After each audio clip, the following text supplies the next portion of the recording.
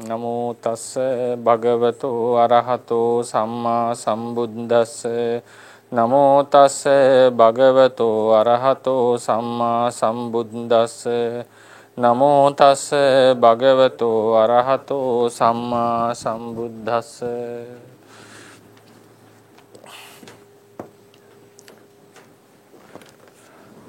ගෞරවනීය ස්වාමීන් වහන්සේලා වරක් ප්‍රමුඛ මහා සංඝරත්නයේ අවසරයි.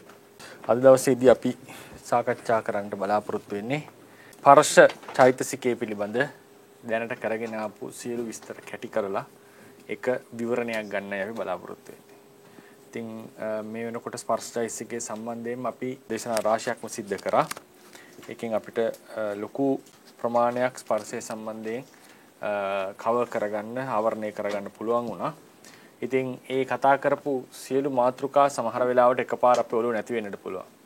ඒ නිසා මෙතෙක් කල් අපි ස්පර්ශය සම්බන්ධයෙන් කතා කරමු මූලික කරුණු සියල්ලක්ම સિદ્ધාන්ත සියල්ලක්ම එක තැනකට එක්ස්ප්‍රෙස් කරලා මේක අපි කතා කරනවා. චිත්තය සම්බන්ධෙත් මම ඒක කරා. ඒතකොට කාට හරි ඉක්මනින්ම මූලික સિદ્ધාන්ත ටික චිත්තය සම්බන්ධ මූලික સિદ્ધාන්ත, ස්පර්ශය සම්බන්ධ මූලික સિદ્ધාන්ත, ඒ චෛසිකයේ සම්බන්ධ මූලික સિદ્ધාන්ත එකපාර ළඟට ඔළුවට ගන්න ඕන නම් ඒ අවසානයේ කෙටි විවරණය කියවුවට පස්සේ ඒ අදහස ගන්නට පුළුවන්. ඒ නිසා මේකේ අද දවසේදී අපි විශේෂයෙන් කතා නොකරපු දෙයක් කතා වෙන්නේ නැහැ. මෙතෙක් කතා කරපු දේවල් ටිකම නැවත අලුත් කෝණ වලින් නැත්නම් ඒ කෝණ අලුත් කෝණ ඒ කෝණ වලින්ම එකපාර බලන්න උත්සාහත් වෙනවා. ඒතකොට එකතැන එක වෙලාවෙ අපිට එක පාඩමකදී ස්පර්ශය පිළිබඳව පුරුල් අවබෝධයක් ඇති කරගන්න පුළුවන් වෙනවා. මෙතෙක් කරපු දේවල් අලුත් වීමකුත් වෙනවා. මොකද නැත්තම් අපි ගොඩාක් කරුණු කතා කරා ස්පර්ශය සම්බන්ධයෙන් දවස් ගාණක් අරගෙන ඒකෙන් සමහර කෙනෙක්ට ඒ දැනුම විසිරීලා තියෙන්නට පුළුවන්. ඒ අඩුව තමයි මේකෙන් අපි සම්පූර්ණ කරගන්නේ. ඉතින් අපි ස්පර්ශය කියන ධර්මයේ සම්බන්ධයෙන් මෙතෙක් කතා කරපු දේවල් ඒ පිළිවෙලට නෙවෙයි අපි නැවත සිහිපත් කරගත්තොත් මේ ඒ හෑන්ඩ් එක බලාගන්න ඒකේ වාක්‍යයක් ගන්න අපි යමු.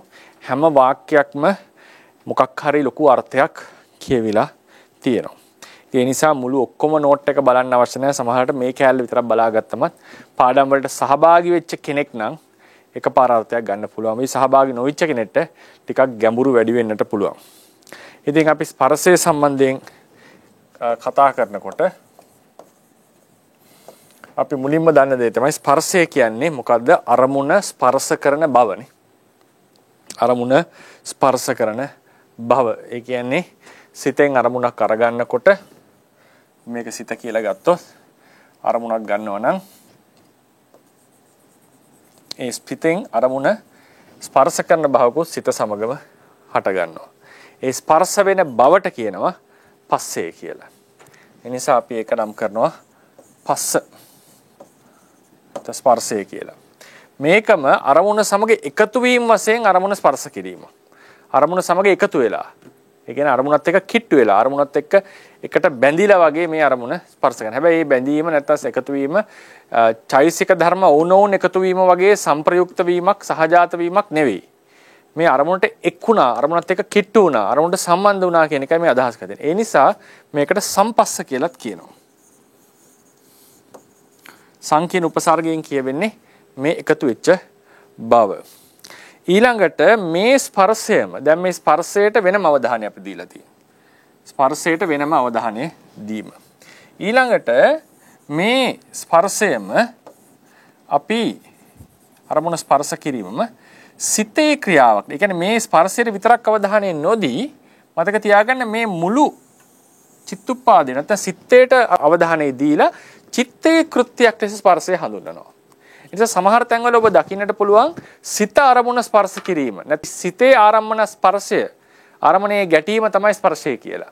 ඒ අදහස් කරලා තියෙන්නේ එතකොට මුළු අවධානය දෙන්නට ඕනේ ස්පර්ශය ඇතුළත් මේ චිත්තුප්පාදේ. නැත්නම් විශේෂයෙන් සිතට. එතකොට සිත මනෝ පූර්වාංගමයිනේ චෛසික නේද? සිත මූලිකයිනේ. ඒ නිසා සිතේ අනුක්‍රියාවක් ලෙස මේක අරගෙන තියෙන්නේ. මෙතනදී උනේ මොකද්ද? කෙලින්ම ස්පර්ශයට අවධානය දීමක් කරලා තියෙන්නේ. මෙහෙම ගත්තම ස්පර්ශයට අපි කියනවා පුසනා කියලා. සිතෙහි අරමුණ ස්පර්ශ කිරීමේ ක්‍රියාව තමයි පුසනා කියලා කියන්නේ. ඒකම අරමුණත් සමග එකතු වෙලා ස්පර්ශ කරන මොකක්ද අපි කියන්නේ? සම්පුසනා කියලා. ඉතින් පුසනා සම්පුසනා කියන එකෙන් එකමයි කියවෙන්නේ. නමුත් එතනදී සම් කියන එකෙන් අරමුණේ සමග එකතු වූ බව කියවෙනවා. ඒ නිසා තමයි ඒක අපි ගන්න. ඊට පස්සේ මේ විදිහට මේ දෙක ස්පර්ශයෙන් අරමුණ ස්පර්ශ වෙනකොට ස්පර්ශයෙන් අරමුණ ස්පර්ශ කරනකොට අපි මේ ස්පර්ශය කෙරෙහි අවධානය නොදී ස්පර්ශය කෙරෙහි අවධානය දෙන්නේ නැතුව මේ විඥානය සහ අරමුණ කෙරෙහි වෙන වෙනම අවධානය දුන්නොත් විඥානය සහ අරමුණ කෙරෙහි වෙන වෙනම අවධානය දුන්නොත් මේ දෙක අපිට කියන්න පුළුවන් මේ ස්පර්ශය නිසා අරමුණයි විඥානය එකිනෙක හැපුණා කියලා. අරමුණයි විඥානය එකිනෙක හැපුණා. එතනදී ස්පර්ශයට අවධානය නොදී මොනවද කියන්නේ විඥානයයි අරමුණයි. මේ විඥානය සහ අරමුණ එකිනෙක හැපුණා. එකිනෙක ගැටුණා. මේ කෘත්‍ය කරේ කවුද? ස්පර්ශ චෛතසිකය විසින්. ස්පර්ශ චෛතසිකය විසින්. අපි මේක ගොඩාක් තැන්වල කතා කරා. ඒක සංඝට්ටන රසය කියලා කිව්වනේ. සංඝට්ටන රසෙහි කෘත්‍ය. මේ වස්තු දෙක එකිනෙක හැපෙනකොට ඒ වස්තු වල එකිනෙක කෙලවර තියෙන රූප ධර්මතාවය මේ ඝට්ටනේ සිද්ධ කරන්නේ. ඒ වගේ අරමුණ ස්පර්ශ කරනකොට සිතෙන් ඒ ස්පර්ශ කිරීම ගන්න සිතේ අනුක්‍රියාවක් විසින් සිතටම අයත් ක්‍රියාවක් විසින් ආරම්මණේ ධර්මයක් එකට සම්බන්ධ වෙනව නෙවෙයි. නමුත් අපි කියවනට කියනවා පස්සේ අරමුණේනුත් ස්පර්ශ කරා සිත කියලා. නමුත් මෙතන වෙන්නේ ඒ ස්පර්ශ කිරීමේ අදාළත්වයේ තියෙන්නේ මේ සිතට අයත් වෙච්ච ස්පර්ශ චෛතසිකයට. ඒක නිසා මේක අපි උදාහරණයකට ඒක තව පැහැදිලි කරලා ඇන්දොත් මේක සිත මේ අරමුණ ස්පර්ශ කරන බව අපි වෙන පාටකින් දාමු. ඉතින් මෙතනදී වෙලා තියෙන්නේ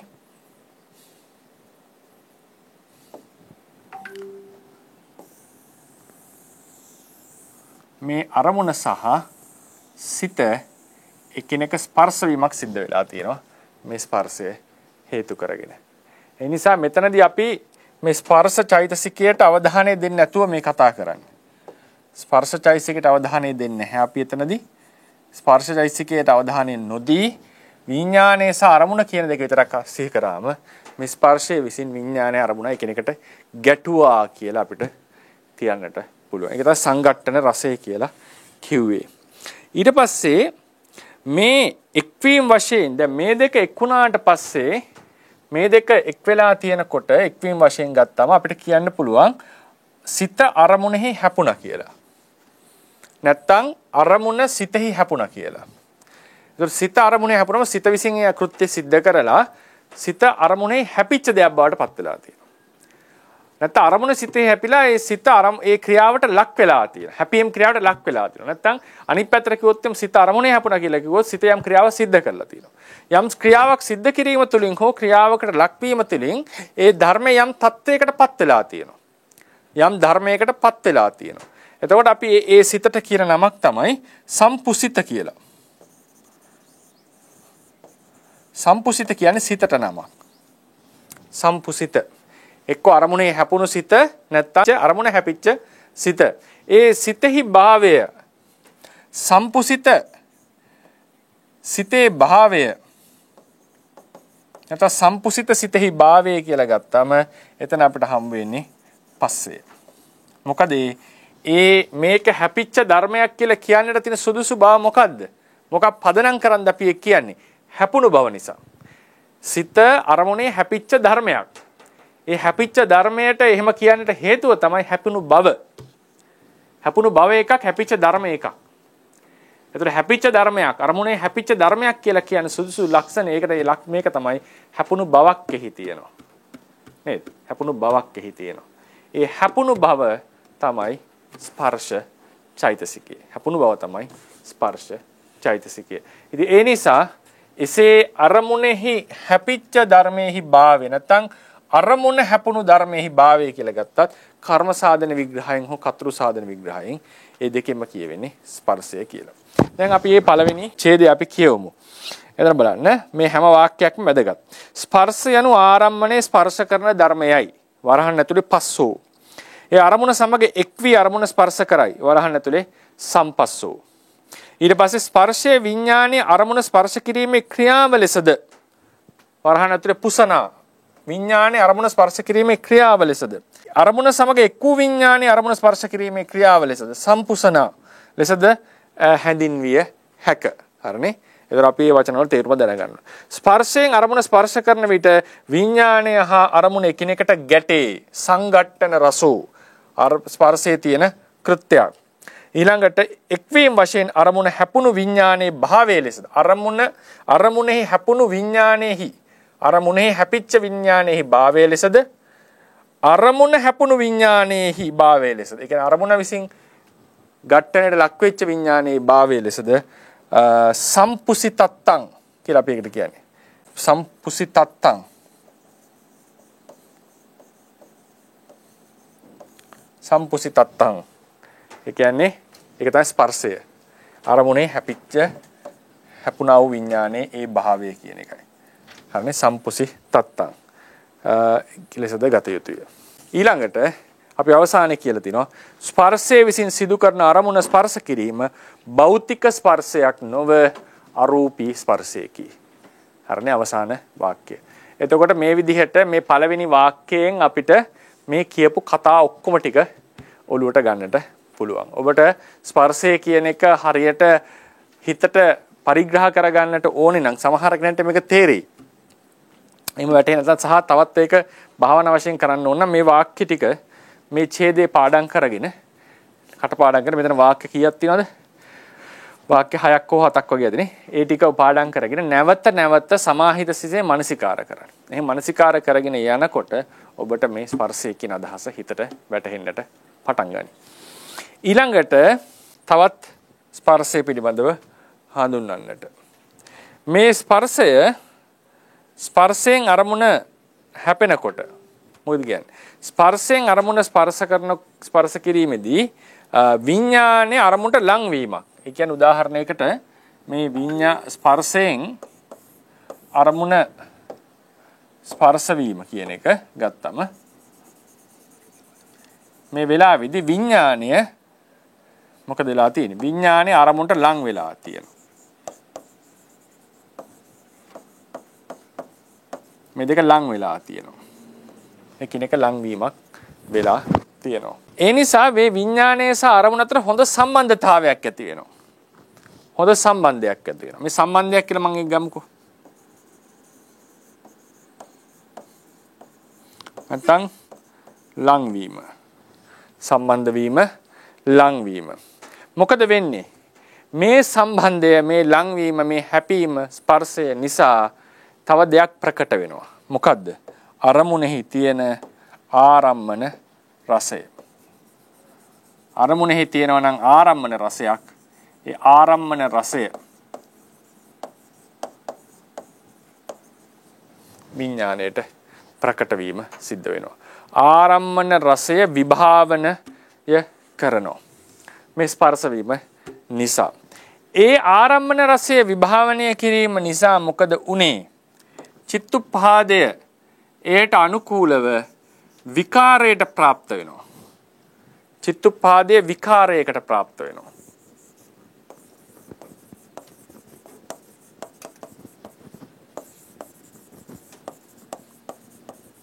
විකාරයට පැමිණේ කියලා කියන්නේ බය වෙනවා, පිළිකුල් කරනවා, සතුටට පිනා යනවා. මේ වගේ විකාර වීමකට, විකාර කියන්නේ වෙනසකට භාජනය වෙනවා. ඒකත් ස්පර්ශයෙන් කරන තව දෙයක්. ඒ වගේම පිළිවෙලට සිහි කරා මෙතනදී හට ගන්නවා තවත් විශේෂ ධර්මයක් ආරමුණ අනුකූලව. ඒකට අපි කියනවා වේදනාව කියලා. වේදනාව හට ගැනීමත් සිද්ධ වෙනවා. ඒ නිසා ස්පර්ශයෙන් කරන මේ ඝට්ටණය නිසා මොකද වෙන්නේ? විඥානයයි අරමුණයි එකිනෙක ලං වෙනවා. අරමුණෙහි ආරම්මන රසය සිතට ප්‍රකට වෙනවා. ඒ රසයට අනුකූල වන ලෙස විඥානයේ විකාරයට પ્રાપ્ત වෙනවා. රසයට අනුකූල වන පරිද්දෙන් වේදනාවක් හට ගන්නවා. වේදනාවක් හට ගන්නවා. මේකත් ස්පර්ශය අපි තේරුම් ගන්න ඕන තව ක්‍රමයක්. මෙතන වෙන සිද්ධාන්තය. මේ ස්පර්ශය වේදනාවට උපකාර වෙන අර්ථයෙන් ස්පර්ශය චිත්තයට බලපාන, චිත්තුප්පාදයට බලපාන ආකාරය අපි කතා කරපු ක්‍රමය. ඉස්සෙල්ලා අපි කතා කරේ හුදු මේ ඉස්සලා කතා කරලා තියෙන කෙලින්ම ස්පර්ශය එයාගේ ලක්ෂණ සහ එයාත් මෙතන ටිකක් විඤ්ඤාණයට බරයි. නමුත් එයාව හඳුන්වපු ක්‍රමයක් මේ. ස්පර්ශයට අපි කිට්ටු වෙච්ච ක්‍රම. මේ කරන්නේ ස්පර්ශයෙන් වෙච්ච දේවල්. ස්පර්ශය නිසා වුණ දේවල් අපි සාකච්ඡාවට අරන් තියෙනවා. ආරම්මන රසය ප්‍රකට වෙලා ඒ ආරම්මන රසයට අනුකූලව සිත විකෘතියටපත් වෙලා ඒ ආරම්මන රසයට අනුකූල වෙන නිසා වේදනාව හටගෙන මේ තමයි තවත් ස්පර්ශය ගැන බලන්න තියෙන ක්‍රමය. අපි ඒකේ පරිච්ඡේදය කියමු. ස්පර්ශයෙන් අරමුණ ස්පර්ශ කිරීම විඥානයේ අරමුණට ලංවීමකි. ස්පර්ශය නිසා විඥානය හා අරමුණ අතර හොඳ සම්බන්ධතාවයක් නැත්නම් සම්බන්ධයක් ඇති වේ. මෙම සම්බන්ධය තුළින් ආරම්මන රසය විඥාණයට නොයසේ නම් චිත්තෝත්පාදයට ප්‍රකට වේ. ඒක අපි කෝ ආරම්මන රස විභාවන රසෝ කියලා. ඊට පස්සේ එවිට චිත්තෝත්පාදයේ ආරම්මන රසයට අනුව බියවීම, තැති ගැනීම, පිළිකුල් කිරීම, පිනායාම ආදී විකෘතීන්ට පත් වේ. අපිට පරමත්ත දීපණිය හම්බුණා නේ. ඒ විකෘතීන් වලට පත් වීම. ඒක අපි පළියෙන් කිව්වොත්ම චිත්තෝත්පාද විකාර පච්චුපට්ඨානෝ. ප්‍රකට වූ ආරම්මන රසයට අනුකූල වන පරිදි වේදනාවද හටගනී. ඒක අටුවායම තියෙනවා වේදනා පච්චුපට්ඨානු වේදනා පච්චුපට්ඨානු ඵල පච්චුපට්ඨානයක් එතන තියෙනවා. හරිනේ. එතකොට මේ ස්පර්ශය සම්බන්ධයෙන් අපි කතා කරන්න ඕන ක්‍රමයක්. ආරම්මන රසය, වේදනාව, චිත්ත විකෘති ආදී අරගෙන කතා කරන්න ඕනේ ක්‍රමයක්. ඊළඟට අපි කතා කරනවා මේ ස්පර්ශයේ තියෙන තවත් වැදගත්කමක්. ඒ කියන්නේ අපි කිව්ව ස්පර්ශය කියන එක සියලු චිත්තයේ ස්පර්ශය ජනනය කරයි, ස්පර්ශය ඉතුරු චෛසික ජනනය කරයි කියලා අපි කියවනේ. මතකද? චිත්ත ස්පර්ශය ජනනය කරයි, ස්පර්ශය ඉතිරි චෛසික ජනනය කරයි කියලා අපි කිව්වා. එතකොට මේකත් අපි ඊටා වැදගත් ස්පර්ශය හඳුන්වන්නට. ඒ කියන්නේ උදාහරණයකට මේ කතාවමයි මේ කියන්නේ. ඒකට කිට්ටු එකක්. නැවත අපි ඒක ඇඳගමු. මේ අරමුණෙන් සිතෙන් අරමුණ ස්පර්ශ කරනකොට සිතෙන් අරමුණ ස්පර්ශ වුණා. මේ ස්පර්ශ වෙනකොට හොඳ කිට්ටු සම්බන්ධතාවයක් ඇති වෙනවා. ඒ කිට්ටු සම්බන්ධතාවය නිසා ඔන්න ආරම්මන රසය ප්‍රකට වෙලා වේදනාව හට ගන්නවා. එහෙම නැත්නම් මේක හඳුනා ගන්න මේ ධර්මය මේ හඳුනා ගන්න සංඥාව හට ගන්නවා. ඒ වගේම මේක කෙරෙහි ඇලෙන ලෝභය හට ගන්නවා. ද්වේෂය හට ගන්නවා. තවත් ඉදිරියට ගත්තොත් වැරදි ලෙස අරමුණ ගන්න දිට්ඨිය හට ගන්නවා. මේ සියලු චෛසික ධර්ම හට ගන්නට හේතු උනේ මේ සම්බන්ධතාවය, මේ කිට්ටු භව. මේ කිට්ටු භව මත පදනම් වෙලා තමයි අනිත් චෛසික ධර්ම වලට තම තමන් අයත් කෘත්‍යයන් අරමුණ කෙරෙහි සිද්ධ කරන්නට පුළුවන් වෙන්නේ. ඒක නේ ස්පර්ශයෙන් ඇති කරපු සම්බන්ධය හැට බේස් එකක් වගේ. ඒ නිසා තමයි අර බුදුරජාණන් වහන්සේ සමහර තැන්වල දෘෂ්ටියේම කතා කරනකොට පස්සපච්චය කියලා කියවනේ. ඒ දෘෂ්ටියේ පදට්ඨානේ දක්වනකොට කවරක් නිසාද ඇති වුනේ කියලා සමහර තැන්වල බුදුරජාණන් වහන්සේ දේශනා කරන සංඥාව නිසා කියලා. සමහර තැන්වල ස්පර්ශය නිසා. ස්පර්ශය කියන එක අපිට ඕන චෛසිකයකට ගන්න පුළුවන් හේතුව ලෙස. මොකද හේතුව මේ සම්බන්ධතාවය ඇතිවීම නිසා තමයි අනිත් චෛසික ධර්ම වලට අරමුණ සම්බන්ධයෙන් ඒ කටයුතු ක්‍රියාවන් සිද්ධ කරමින් හට ගැනීමේ හැකියාව ලැබුණේ. ඒ නිසා තමයි එතනදී විඥාණය අරමුණ ගන්නේ, විඥාණය අරමුණ පිරිසිඳ ගන්නේ ස්පර්ශයක් ජනනය කරමින්. ස්පර්ශයක් ජනනය කරමින්. ඒ නිසා තමයි පරමත්ත දීපිනියේ මේ පිළිවෙල දක්වලා තියෙන්නේ. විඥාණය හටගන්නේ ස්පර්ශය ජනනය කරමින්. ස්පර්ශය හේතු වෙනවා ඉතිරි චෛතසික 51ටම හට ගැනීමට. ඒ නිසා ස්පර්ශය තමයි මූලිකම චෛතසිකය ලෙස අපිට ගන්නට පුළුවන්. ඒ කරුණ අපි විශේෂයෙන් හිතේ දරා ගන්නට ඕනේ. මේ අදහස පාලි අටුවාවේ ප්‍රතික්ෂේප කරලා තියෙනවා. නමුත් මහා අටුවාවේ මේ අදහස් තමයි දරාගෙන තිබිලා තියෙන්නේ. පුරාණ මහා අටුවාවේ. ඒක පරමත දීපේ නිතාම ගරු කොට සලකනවා. ඒ වගේම අපිට ඒකට සාධක පෙන්වන්න පුළුවන් උදාහරණයක් නේද? පුට්ඨෝ වේදෙහිති, පුට්ඨෝ සංජානාති. උදේවය ඥාන කතාවේදී වේදනා ස්කන්ධයට මූලිකම හේතුව ස්පර්ශය. නේ හේතුව ලෙස ස්පර්ශය ආරම්භ තියෙනවා. සංඥා සංස්කාර ස්කන්ධ වලට ස්පර්ශය ආරම්භ තියෙනවා. ස්පර්ශය අතහැරලා සංස්කාර ස්කන්ධයට. ඒතර ඒ විදිහට බැලුවම මේ ස්පර්ශයේ වැදගත්කම අපිට පැහැදිලි වෙනවා. හැබැයි ඒකෙන් අපි කියන්න හොඳ නැහැ ස්පර්ශය තමයි මූලික කියලා. මොකද විඥාණය තමයි අරමුණ පිරිසිඳ ගැනීම වශයෙන් ස්පර්ශය ජනනය කිරීම සිද්ධ කරන්නේ. ඒ නිසා ඒ විදිහටත් අපි මේක තේරුම් ගන්නට ඕනේ. එනිසා අපි මේ ඡේදය කියවලිමු. අරමුණ පිරිසිඳ ගන්නා විට විඥානයේ ස්පර්ශයේ ජනනය කරමින් අරමුණ ගනී. එනම් අරමුණ ස්පර්ශ කරමින් ගනී. ස්පර්ශයේ අරමුණේ හැපෙන විට විඥානය හා අරමුණ අතර කිට්ටු සම්බන්ධතාවයක් ඇතිවේ. එම සම්බන්ධතාව මත පිහිටා අනෙකුත් චෛසික ධර්මවලට අරමුණ සම්බන්ධව ස්වකීය කෘත්‍යයන් සිදු කරමින් හටගත හැක.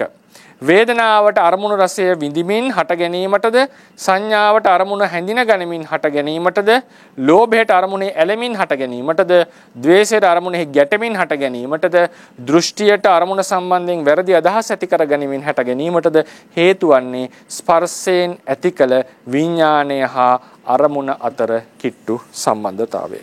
ඒකත් අපි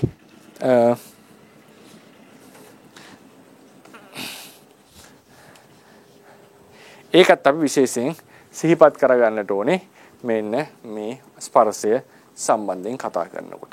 ඊළඟට අපි ගන්න අර්ථ සාධක ආරම්මන ග්‍රහණය. අර්ථ සාධක ආරම්මන ග්‍රහණයක් කියලා කියන්නේ මොකද්ද? අරමුණු රස විඳිමින් අරමුණ හැඳින ගනිමින් පහළ වෙන ආරම්මන ග්‍රහණය. නිකන් හුදු විඥානයේ විතරක් අර්ථ සාධක වන්නේ නැහැ. එතකොට අර්ථ සාධක ආරම්මන ග්‍රහණයක් වීමට අඩුම තරමේ ඒ ස්ථාන සිතේ ස්ථානයේ අනුව විස්තර කරන අර්ථ සාධක බව ඒ සිත හට ගන්න ස්ථානය අනුව මේ වේදනා සංඥාදී චෛසික ධර්මයෝ හටගත යුතුයි. ඒ හට ගැනීම සිද්ධ වෙන්නට සිත හා විඥානයේ අතර හොඳ කිට්ටු සම්බන්ධතාවයක් ඇති වෙන්නට ඕනේ. ඒ හොඳ කිට්ටු සම්බන්ධතාවය ඇති කරන්නේ මේ ස්පර්ශය කියන ධර්මය නිසා. ඒ නිසා අර්ථ සාධක වීම අත්‍යවශ්‍ය සාධකයක් චිත්තුප්පාදයකට. අර්ථ සාධක නොවන චිත්තුප්පාද පහළ වීමක් නැත. එහෙමනම් හැම චිත්තුප්පාදයකම මේ සම්බන්ධතාවය ඇති විය යුතුයි. ඒ හැම සම්බන්ධතාවය ඇති කරන්නේ ස්පර්ශ චෛසිකයෙන්. එම නිසා ස්පර්ශ චෛසිකය හැම චිත්තුප්පාදයක පහළ වෙන සර්ව චිත්තුප්පාද සාධාරණ චෛසිකයක් කියලා මතක තියාගන්නට ඕනේ. අර්ථ සාධක ආරම්මන ග්‍රහණයට ස්පර්ශයෙන් ඇති කළ සම්බන්ධතාව අත්‍යවශ්‍ය නිසාත් අර්ථ සාධක නොවන ආරම්මන ග්‍රහණයක් ඇති නොවන නිසාත් ස්පර්ශය හැම චිත්තුප්පාදයක් සමගම හටගනී කියලා මතක තියාගන්න. ඒකත් අපි විශේෂයෙන් සිහි කරන්නට ඕනේ. ඊළඟ තුන්වෙනි ඊළඟ කාරණාව තමයි ස්පර්ශයෙන් අරමුණ ස්පර්ශ කළ විට ద్వාරය අරමුණ සහ විඥාණය එකිනෙක එකතු වූ වාසේ යෝගියාට දැනෙන්නට පටන් ගන්නවා. ඒ තුන එකතු වුණා ලෙස අපිට දැනෙනවා ద్వාරය ආරම්මණය සහ විඥාණය. මොකද විඥාණය හටගන්නේ මේ අරමුණ ස්පර්ශ කරමින්. ඒක අපි ඉදිරි ඡේදයේදී පැහැදිලි වෙන නිසා මම ඒකට එකක් වෙනම අඳින්න යන්නේ නැහැ. ඊළඟ කතා කරන්නේ ස්පර්ශයේ හේතුව ගැන අපි කතා කරා. ස්පර්ශයේ ආසන්න කාරණා කීයක් කතා කරාද අපි? 3ක් කතා කරා. අටුවාවේ තියපු පරික්කත ආරම්මණය ගැන කතා කරා. පටිච්චසමුප්පාද දේශනා වෙන සලායතන ගැන කතා කරා. මහා නිදාන සූත්‍රයේන නාම රූප දෙක ගැන කතා කරා. අපි ඔක්කොම ටික එක තැනකට අරගන්නවා. ඒතර මුලින්ම චක්කුව ගත්ත. මේ දැන් අදින්නේ චක්කුව හිත නෙවෙයි. චක්ෂුව ගත්තොත් එහෙම මේ චක්ෂු ප්‍රසාදයේහි මොකක් හරි ආරම්මණයක්, දැන් ඔන්න නිල් පාට ආරම්මණයක් ගැටුණා කියලා හිතන්න. මේක බාහිර ආයතනය.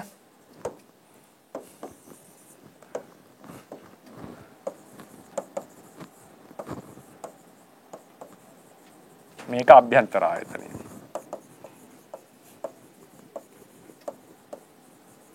අභ්‍යන්තර බාහිර ආයතන වල ඝට්ටණයමයි ස්පර්ශය හටගන්නේ.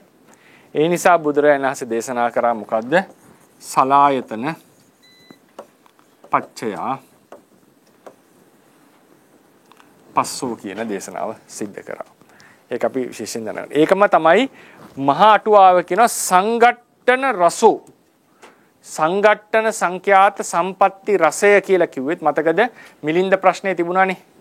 එළෝ දෙන්නෙක් හැපෙනවා වගේ කියලා නේද? චක්කු දට්ටබ්බං රූපං දට්ටබ්බං.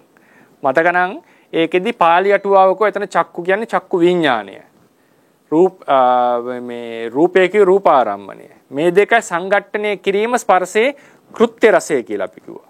ඒ පාලි අටුව. ඒ කියන්නේ මේ දෙක හප්පන එක. පුරාණ අටුවාව කිව්වා චක්ෂුව කියන්නේ ඇස. රූපේ කිව්වේ රූපාරම්මණය. ඒකේ හැටියට මේ දෙන්නගේ හැපීම තමයි ස්පර්ශය හට ගැනීමට හේතුව. ඒක සම්පatti රසය හැබැයි හේතුව. හරිනේ. ඒතර ඒ නිසා අපි පළවෙනි වාක්‍ය කියවලිමු. ආධ්‍යාත්මික සහ බාහිර ආයතන එකිනෙක ගැටුණු කල්ලිම ස්පර්ශය හටගනී. සලායතන පච්චයා පස්සෝ නැත්නම් සංඝට්ටන සංකාත සම්පatti රසෝ. ෆුට්නෝට් එකට යන්න. මේ සංඝට්ටන සංකාත සම්පatti සංඛ්‍යාත සම්පatti රසේ නමින් දක්වා ඇත්තේ ස්පර්ශය හට ගැනීමට හේතුවයි. මේ පරියාය ධම්මසංගිනී නෑ මේක එන්න ඕනේ ධම්මසංගිනී පුරාණටුවා කියලා දාගන්න. ඔව්. ධම්මසංගිනී පුරාණටුවාවට අනුව දෙන ලද්දකි. ඔව් පුරාණටුවාවට අනුව දෙන ලද්දකි. එනිසා ධම්මසංගිනී පුරාණටුවාවට අනුව සංඝට්ටන සංකාත සම්පatti රසෝ. ඊළඟට මේ ආයතන එකිනෙක ගැටුනම බාහිර ආයතන අභ්‍යන්තර ආයතනයේ ගැටුනම මොකද වෙන්නේ? ඒ වෙලාවෙදිම භවාංග සිතටත් මේ ආරම්මණය ආපాతගත වෙනවා. භවාංග සිතටත් මේ ආරම්මණය ආපాతගත වෙනවා. ඒතකොට ආරම්මණය ආපాతගත වීමක් වෙලා තියෙනවා. භවාංග සිතට. හරි. ඊළඟට මොකද වෙන්නේ? ආවර්ජනා සිතෙන්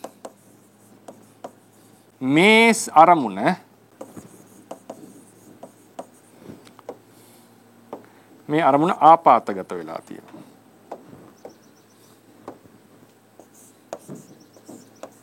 මේ ආපాతගත වීම. මේ ආවර්ජන සිතෙන් මේ අරමුණ අරමුණු කරනවා. මේ අරමුණ අරමුණු කරන ආවර්ජන සිත. එතකොට මෙසේ අරමුණ ආවර්ජනය කරාම අපි දැන් මෙසේ ආපాతගත වෙලා ద్వාරේ ආපాతගත වෙලා ආවර්ජන සිතෙන් අරමුණු කරපු අරමුණට අපි කියන මොකද්ද නම? පරික්කත ආරම්මණය කියලා.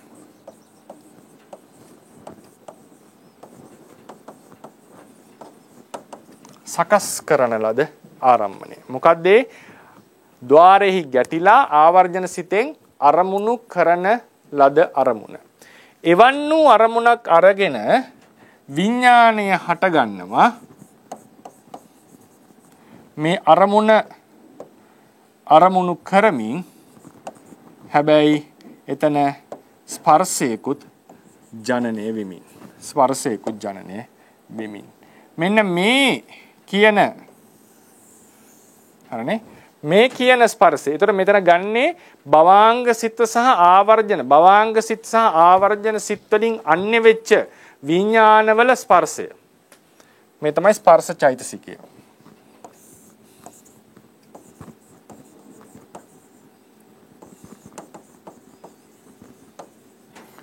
ස්පර්ශ චෛතසිකය. ඒතර භවාංග සිත සහ ආවර්ජන සිත් වලින් අන්‍ය. භවාංග සිත ආවර්ජන සිත් වලට මේක අදාළ නැහැ. හරිනේ. එතකොට ඒ භවාංග සිත් ආවර්ජන සිත් වලට අදාළයි සලායතන පච්චයා පස්සෝ කියපු. ඒක සෑම ස්පර්ශයකටම බලංගුයි. දැන් මෙතන ගත්තම මේ කතා කරන්නේ අර චක්කුංච පටිච්ච රූපේ චුප්පජේ චක්කු විඥානං තින්නං සංගති පස්සෝ කියලා කිව්වනේ. ඒ ස්පර්ශය ගැන. ඒතර ආවර්ජන සිතයි භවාංග සිතයි අතහැරලා අපි කතා කරන්නේ මෙතනදී. එතකොට ඒ ස්පර්ශයට මොකද වෙන්නේ? ඒ ස්පර්ශයට ආසන්න කාරණාව තමයි මේ පරික්කත ආරම්මණය. පරික්කත ආරම්මණය. මේ පරික්කත ආරම්මණයට අපි තියෙන තව නමක් තමයි ආපాతගත විෂය.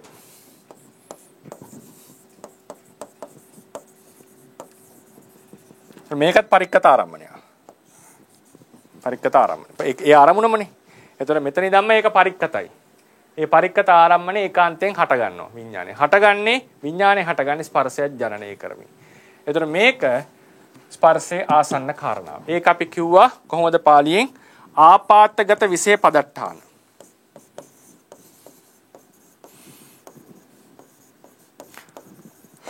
පදට්ඨානෝ පස්සෝ.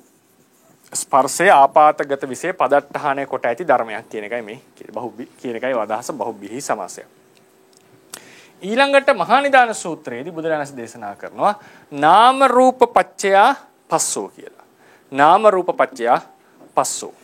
ඒක ක්‍රම 4කට විස්තර කරා. මතකනේ ක්‍රම 4කට විස්තර කරා. නමුත් මෙතනදී අපි සාමාන්‍යයෙන් ගන්නට ඕනේ. අපි ඒක සරල ක්‍රමයකට ගමු. පටිඝ සම්පස්සේ සහ අදිවචන සම්පස්සේ කියලා දෙකට කැඩුවා. ඒ කියන්නේ උදාහරණයකට මොකක් හරි දැන් මේ චක්ෂුව නම් මේ චක්ෂුවේහි රූපාරම්මණයක් ගැටෙනවා. ඒ ගැටීම හේතු කරගෙන මොකද වෙන්නේ? අර භවාංග සිත් එහෙම සිත් වලට මේක ආපాతගත වෙලා ආවර්ජන සිත් චක්ෂු විඥාන ආදී ඊට මේ සිත් පරම්පරාව දිගින් දිගට පහළ වෙනවා. එතකොට මේ ඝට්ටණය මේ සිත්වල ඝට්ටණය හේතු කරගෙන හට ගන්නවා විඥාන පරම්පරාවක්. ඒ විඥාන වල ස්පර්ශ චෛතසිකය තියෙනවා. ඒ විඥාන වල ස්පර්ශ චෛතසිකය තියෙනවා. ඒ ඝට්ටණය සිද්ධ වෙච්ච නිසා තමයි මේ ස්පර්ශය හටගත්තේ. ඒ නිසා මේ රූපය මේ සමා වෙන්න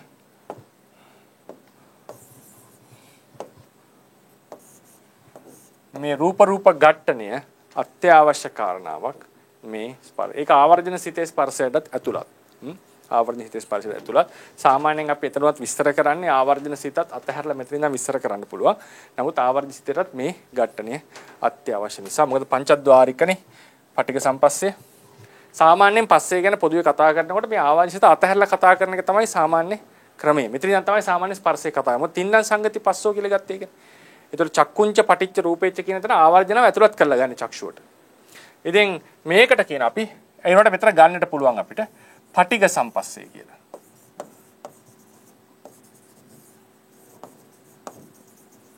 පටිඝ සම්පස්සේ. මෙතනදිත් භවාංග සිත් වලට ආපాతගත වීම වෙලා තියෙනවා. අරමුණ.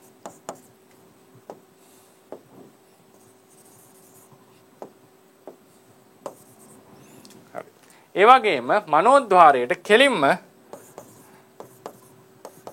අරමුණක් ආපాతගත වෙලා අක්කරි අරමුණක් අපි කියමු එහෙම අරමුණක් ආපాతගත වුණා. මේ අරමුණ ආවර්ජනා කරමින් ආවර්ජන හිතින් අරමුණු කරලා ජවන සිත් වලින් මේ අරමුණ අරගන්නවා. ඒ අරමුණ අරගන්න සිත් වලත් හට ගන්නවා ස්පර්ශ චෛතසිකය.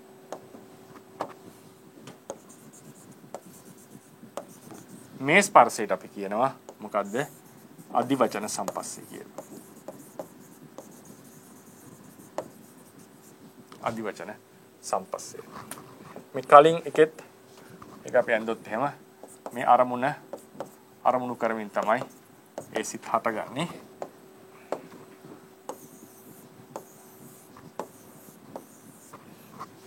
එතකොට මෙතනදී මේ රූප ඝට්ටණය ඒකාන්ත අවශ්‍යම හේතුවක් වුණා මේ පටිඝ සම්පස්සේට. මේ මනෝද්වාරිකව ගත්තම ඉතිරි චෛසික ධර්ම. ඒ කියන්නේ වේදනා සංඥා අපි ගත්තොත් වේදනා සංඥා ආදී වූ චෛසික ධර්මයෝ. ඒතර වේදනාව සංඥාව සංස්කාර ආදී වූ මේ චෛසික ධර්ම විඥානයත් සමග මේ ස්පර්ශයට අත්‍යවශ්‍ය සාධක වුණා. මේක නාම. කලින් එකේදී අපි ගත්තොත් මේ රූපය පටිඝ සම්පස්සයට මූලික හේතුවක් වෙනවා. නාමය අදිවචන සම්පස්සයට මූලික හේතුවක්. හැබැයි නාම රූප දෙකම අපිට ඒ ස්පර්ශයට අදාළයි කියලා දීපු ඉස්සර කරන්න පුළුවන්.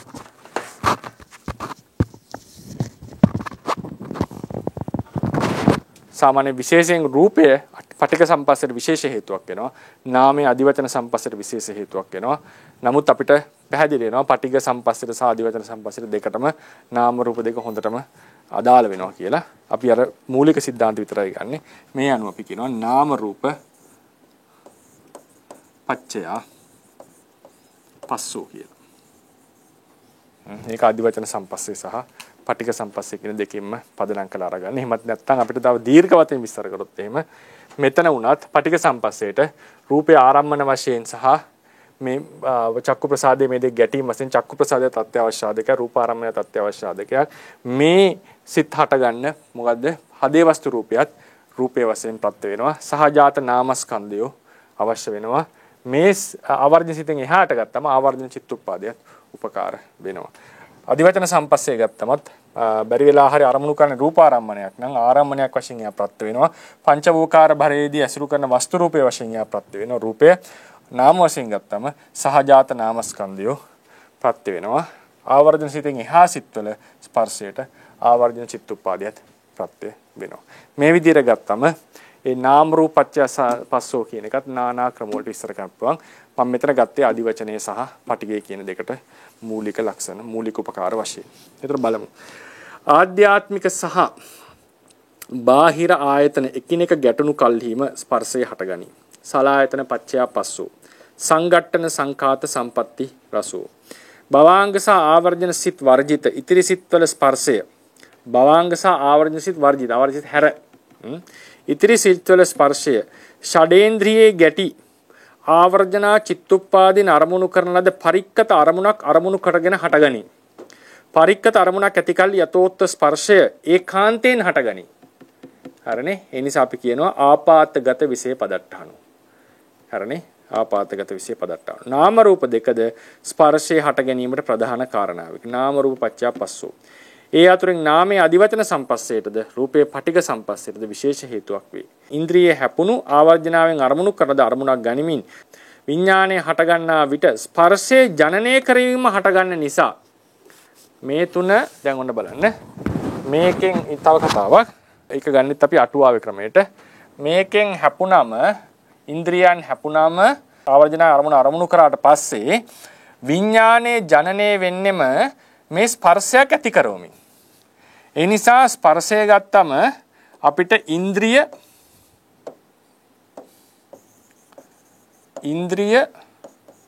ආරම්මන ආවර්ජනාව විඥානය කියන හතරම අත්‍යවශ්‍යයි. අපි මේ ආවර්ජනාව පොඩක් එවත් කරගන්නවා. හරිනේ? ආවර්ජනාව අයින් කරගන්නවා. එතකොට අපිට එනවා දේශනාවල ඉන්ද්‍රිය ආරම්මන විඥානය. මේ තුන එකතු වෙන තැන විඥානයේ ස්පර්ශේ ජනනය කරමින් හටගන්නේ. විඥානයේ ස්පර්ශේ ජනනය කරමින් හටගන්නේ. ඒ නිසා මොකද වෙන්නේ? මේ තුනේ එකතුව මොකේ තුනේද? ඉන්ද්‍රිය ආරම්මන විඥාන තුනේ එකතුව ස්පර්ශයේ හට ගැනීමට හේතුවක් ලෙස දක්වන්නට පුළුවන්. ඒක අටුවාවේ දක්වලා තියෙනවා. හරිනේ? ඒ නිසා ඉන්ද්‍රිය හැපුණු ආවර්ජනාවෙන් අරමුණු කරන අරමුණක් ගනිමින් විඥානයේ හට ගන්නා විට ස්පර්ශයේ ජනනය කිරීම හට ගන්න නිසා ඉන්ද්‍රිය ආරම්මන සහ විඥාන යන තුනේ එකතුවද ස්පර්ශයේ හට ගැනීමේ කාරණාවක්. සන්නිපාත පච්චුපට්ඨාන ෆුට්නෝට් එකට යන්න. මෙතන සන්නිපාත පච්චුපට්ඨාන නමින් දක්වා ඇති ස්පර්ශයේ හට ගැනීමේ හේතුවයි. ඒද ධම්මසංගිනී අටුවාවට අනුව දෙන්න ලයිද. පුරාණ කෙනෙක් කපන්න. ඒක පුරාණ සහ පාලි අටුවා දෙකේ මේ මතේ ඉන්නේ. ඒ නිසා මේ ධම්මසංගිනී අටුවාවට අනුව දෙන අදහසක්. සන්නිපාත පච්චුපට්ඨානෝ කියන එක. එතකොට ස්පර්ශයේ හට ගැනීම ක්‍රම හතරකට විස්තර කරනවා. මොනවද? සලායතන පච්චය පස්සෝ, නාම රූප පච්චය පස්සෝ, ආපාතගත විශේෂ පදට්ඨානෝ, සන්නිපාත පච්චුපට්ඨානෝ කියන එකත් හේතු විස්තර. ඒතර පච්චුපට්ඨානයේ විශේෂ අරන් හේතුවට. හේතු අරන් තියෙන. සම්පatti රසයත් හේතු ලෙස අරන් තියෙන. ආරම්මන දෙකේ ගැට්ටනේ. නේද? සලායතන අපි එක ගත්තේ අර ෆුට්නෝට් එකේදී සංගට්ඨන සංකාත සම්පatti රසෝ. එතනත් ඉතින් ඒක සලායතන පච්චය පස්සෝ කියන එකට ඇතුළත් නිසා වෙනම දක්වන්න ඕනේ නෑ. ඒ දෙකේ හැපි. මොකද සලායතන තිබ්බා කියලා හැපුණ නැත්තම් ස්පර්ශයක් හටගන්නේ නැති නිසා. ඊට පස්සේ මේ තමයි ස්පර්ශය ගැන කතා කරපු ඊළඟ ක්‍රමය. ඊළඟට අපි යනවා අපේ රේරුකාණී ස්වාමීන් වහන්සේලා වගේ ආචාර්යවරු කතා කරනකොට එම අදහසට අනුව විඥානයේ විඥාන කෘත් පරිපූර්ණ වීමටද ස්පර්ශය අවශ්‍ය බව ඇතැම් ආචාර්යවරු අදහස් කරති. එම අදහසට අනුව විඥාණයෙන් විඥානනය කිරීම වශයෙන් ගනු ලබන්නේ ස්පර්ශයෙන් ස්පර්ශ කරන ලද අරමුණක්. විඥානයේ විඥානයට ස්පර්ශය අවශ්‍යයි කියලා මේ කියලා තියෙනවා. විඥාණයෙන් විඥානනය කරන්නේ ස්පර්ශයෙන් ස්පර්ශ කරන ලද අරමුණ. මොකද කොච්චර ප්‍රමාණයද විඥානනය කරන්න කියන එක තීරණය වෙන්නේ ස්පර්ශයෙන් ස්පර්ශ කරු ප්‍රමාණය අනුව. ස්පර්ශයෙන් ස්පර්ශ කරනු ලබන්නේ විඥාණයෙන් ගත් අරමුණකි. ස්පර්ශයෙන් ස්පර්ශ කරන්නේ විඥාණයෙන් විඥානනය කරපු දෙයක්. උනාසෙමනේ කියන්නේ මේ දෙකම අන්‍යෝන්‍ය අවශ්‍යයි. විඥාණයෙන් ගන්න ස්පර්ශයෙන් ස්පර්ශ කරපු අරමුණක්. ස්පර්ශයෙන් ස්පර්ශ කරන්නේ විඥාණයෙන් විඥානනය කරපු අරමුණක්. එබැවින් ස්පර්ශ විඥාන දෙක උනොන්ට අත්‍යවශ්‍ය ධර්ම වන අතර විඥානයේ විඥානන කෘත්‍ය ස්පර්ශය නොමැතිව සම්පූර්ණ නොවේ. එනම් අර විඥානයේ ප්‍රාථමික විඥානයට ස්පර්ශය අත්‍යවශ්‍ය සාධකයක් කියලා සමහර විට බලනකොට පේනවා. සමහර කෙනෙක්ට ඒක රුචි වෙන්නට පුළුවන්. ඒ නිසා ඒකත් මෙතනට අපි අතුලත් කරලා දෙනවා. ස්පර්ශය චක්කු සම්පස්සේ, සෝත සම්පස්සේ, ගාහන සම්පස්සේ, જીවහා සම්පස්සේ, කාය සම්පස්සේ, මනෝ සම්පස්සේ වශයෙන් සය වැදෑරුම් වෙනවා. චක්කු ප්‍රසාදයේ හටගත් ස්පර්ශය චක්කු සම්පස්සේ, ශෝත ප්‍රසාදයේ හටගත් ස්පර්ශය ශෝත සම්පස්සේ, ගාන ප්‍රසාදයේ හටගත් ස්පර්ශය ගාන සම්පස්සේ, જીවහා ප්‍රසාදයේ හටගත් ස්පර්ශය જીවහා සම්පස්සේ, කාය ප්‍රසාදයේ හටගත් ස්පර්ශය කාය සම්පස්සේ. ඒ ස්පර්ශ 10 මොකද කුසල විපාක අකුසල විපාක වගේ එක එක චක්කු සම්පස්සාදී දේවදාරුම් වෙනවා.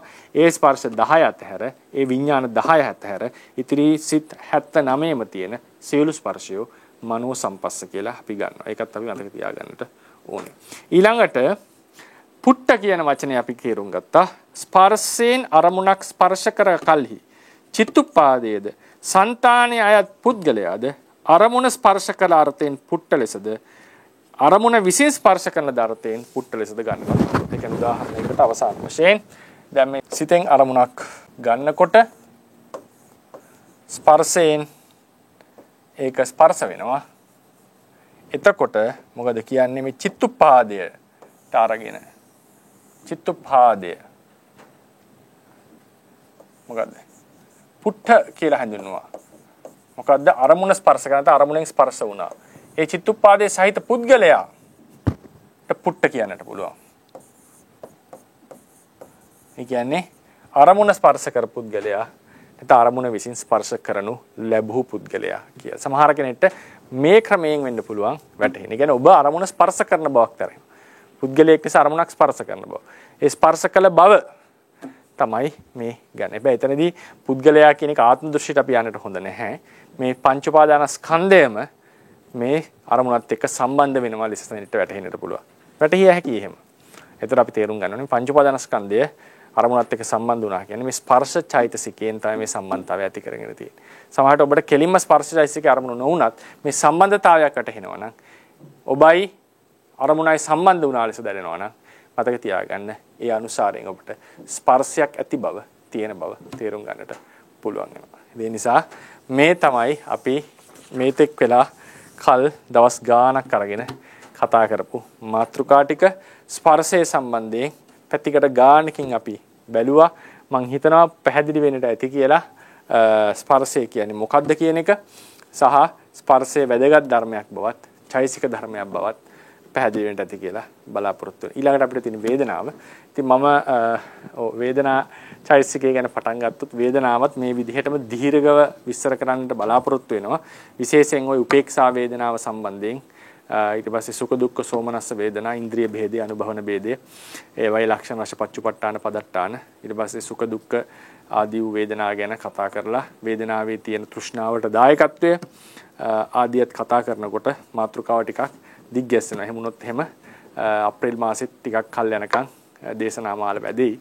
ඒ නිසා මම තීරණය කරා අදින් අපේ මේ වාරයට තියෙන පාඩම් මාලාව අවසන් කරන්න.